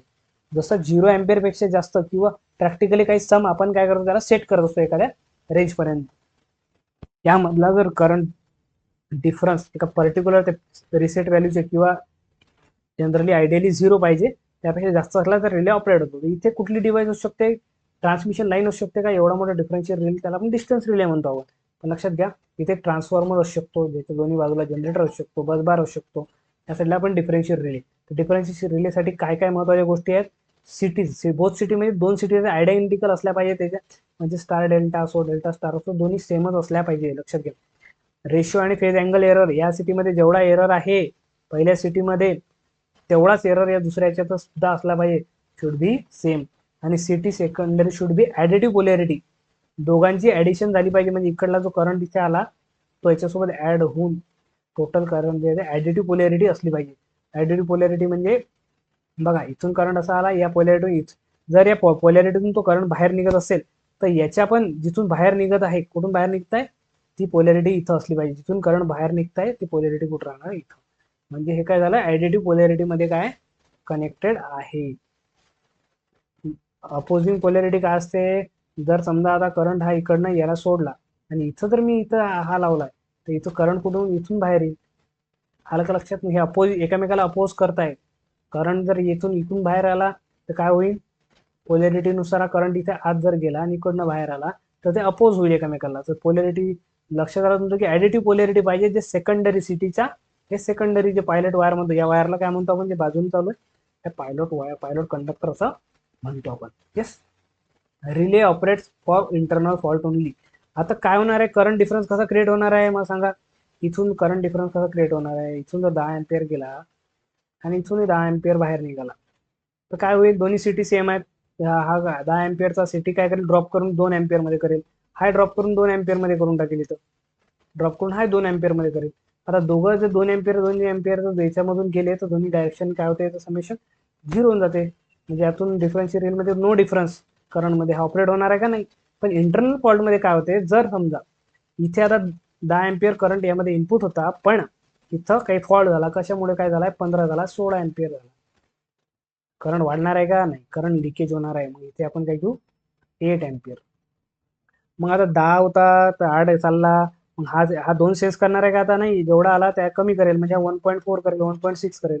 मग यामध्ये जर तुम्ही आता डिफरन्स बघितला तर कितीचा डिफरन्स आहे, 0.4 एम्पियरचा. मग इथे काय झालं, डिफरन्शियल रिले नावाचं आहे त्याचं, डिफरन्शियल म्हणजे तो डिफरन्स बघतो दोन्ही यातला करंट मधला, आणि मग काय करेल, तो ऑपरेट करेल. यस, तिथे differential protection star delta connection. हा, महत्वाचा पॉईंट एक सांगायचा राहिला, इथं 3 फेज कनेक्शन आहे, इथं 3 फेज कनेक्शन आहे. जर ट्रान्सफॉर्मर आपला डेल्टा स्टार असला, यस, डेल्टा स्टार असला तर सिटी कनेक्शन आपल्याला कसे पाहिजे, स्टार, याचे एक्झॅक्ट अपोजिट पाहिजे.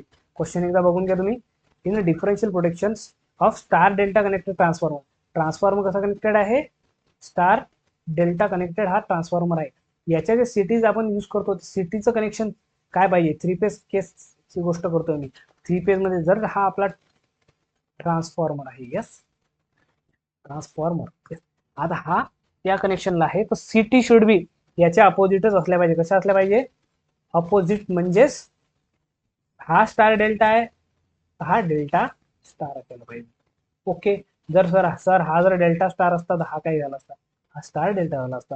आणि हे क्वेश्चन एक्झाम मध्ये भरपूर वेळा विचारलं, या क्वेश्चनला स्टार करून ठेवा, या क्वेश्चनला स्टार करून ठेवा, नोट करून ठेवा. डायरेक्ट पाल्याबरोबर आन्सर वाले क्वेश्चन आहेत, आपल्या एक्झाम मध्ये विचारलेले आहेत. ओके, यस, बघा, 3 फेज ट्रान्सफॉर्मर दिलेला आहे, व्होल्टेज दिलेला आहे, स्टार डेल्टा मध्ये कनेक्टेड आहे, सिटी 400 साईड सिटी रेशो दिलेला आहे तुम्हाला, आणि 33 केव्ही साईडचे सिटी रेशो तुम्हाला विचारलेला आहे. म्हणजे एक ट्रान्सफॉर्मर आहे, बघा इथं ट्रान्सफॉर्मर आहे मध्ये. क्वेश्चन तुम्हाला जमते का बघा, ट्रान्सफॉर्मर ये कैसा होगा रे बाबा, 400 वोल्ट बाय 33 म्हणजे 33,000 वोल्ट हा ट्रान्सफॉर्मर आहे. मग तुम्हाला माहिती आहे इकडे एक सिटी राहील, यस, या साईडला इनपुट साईडला याच्या, आणि एक सिटी कुठं राहील, आउटपुट साईडला, इकडे एक सिटी राहील. याचा हा पायलट वायर आहे, इथे करंट यामधून फ्लो होईल, डिफरन्स. यस, आता मला सांगा, हे झालं व्होल्टेज साईड. तर जे तुम्हाला 400 वोल्ट साईड सिटी दिली आहे, त्याचा सिटी रेशो दिलेला आहे तुम्हाला 1000/5. 1000/5 सिटी रेशो कशाला दिलेला आहे, याचा दिलेला आहे. आता सिटी रेशो याचा विचारलाय तुम्हाला. सिटी रेशो मी सांगितलं की तुम्हाला आयडेंटिकल पाहिजे का नाही, सिटी आयडेंटिकल पाहिजे, म्हणजे सेम डिव्हाइसहून बनलेलं पाहिजे, सेम टाईपचं कनेक्शन पाहिजे त्याचं, म्हणजे star to delta, delta star. CT ratio same नाही पाहिजे, त्या कंडिशन डिफरन्शियल, इथे सिटी रेशो नाही म्हटलंय, लक्षात ठेवा, ते पॉईंट जे आहे तुम्ही वाचून. आता याचा सिटी रेशो किती असेल, सिटी रेशो काढण्यासाठी आपल्याला काय काय पाहिजे, सिटी रेशोसाठी आपल्याला महत्वाचं आहे की सिटी रेशोसाठी सिटी रेशो म्हणजे करंट रेशो असते. आता यानुसार जर तुम्ही बघितलं, सिटीच्या प्रायमरी, सिटी जे 1 आहे त्यामध्ये प्रायमरी करंट किती आहे, 1000 एम्पियर.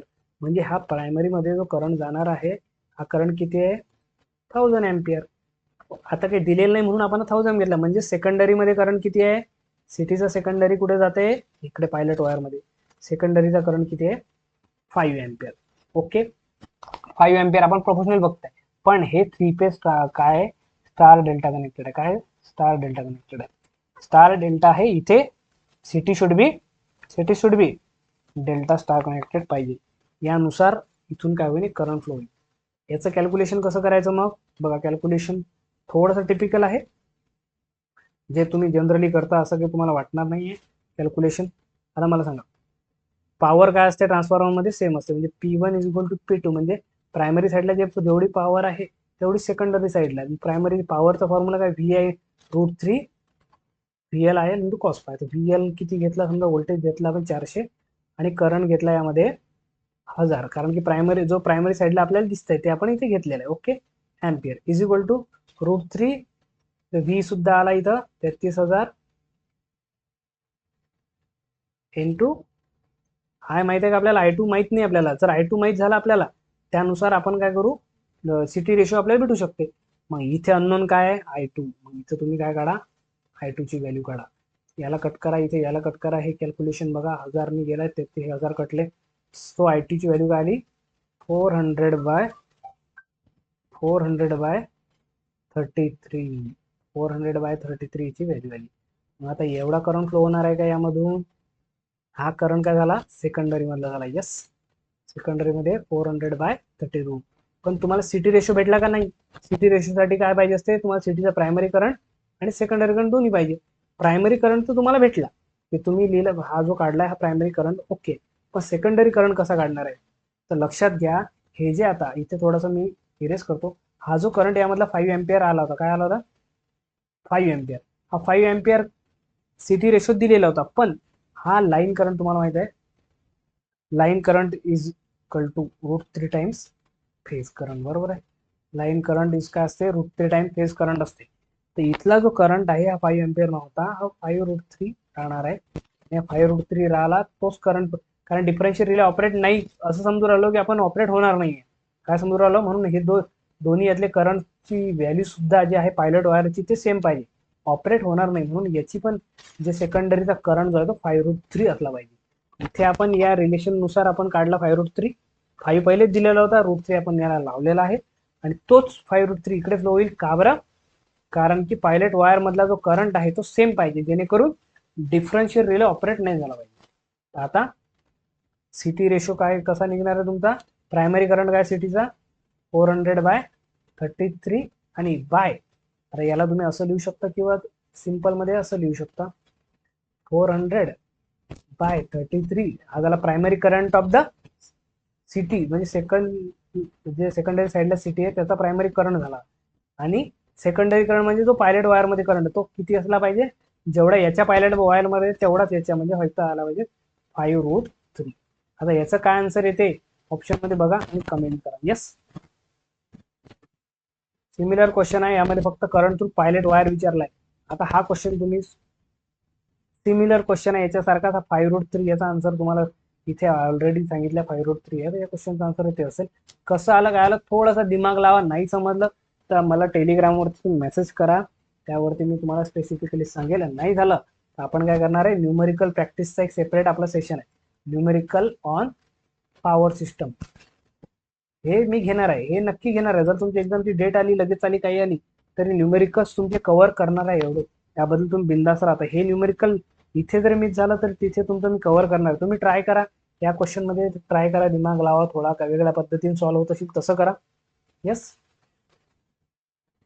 ट्रान्सफॉर्मर एनर्जी, जेव्हा ट्रान्सफॉर्मर एनर्जाइज होते, डिफरन्शियल रिले कनेक्टेड असला तो काय होईल? तो ऑपरेट होईल का, माल ऑपरेट होईल का नाही होईल? तर लक्षात घ्या, ट्रान्सफॉर्मरला का बरं विचारलं यांनी?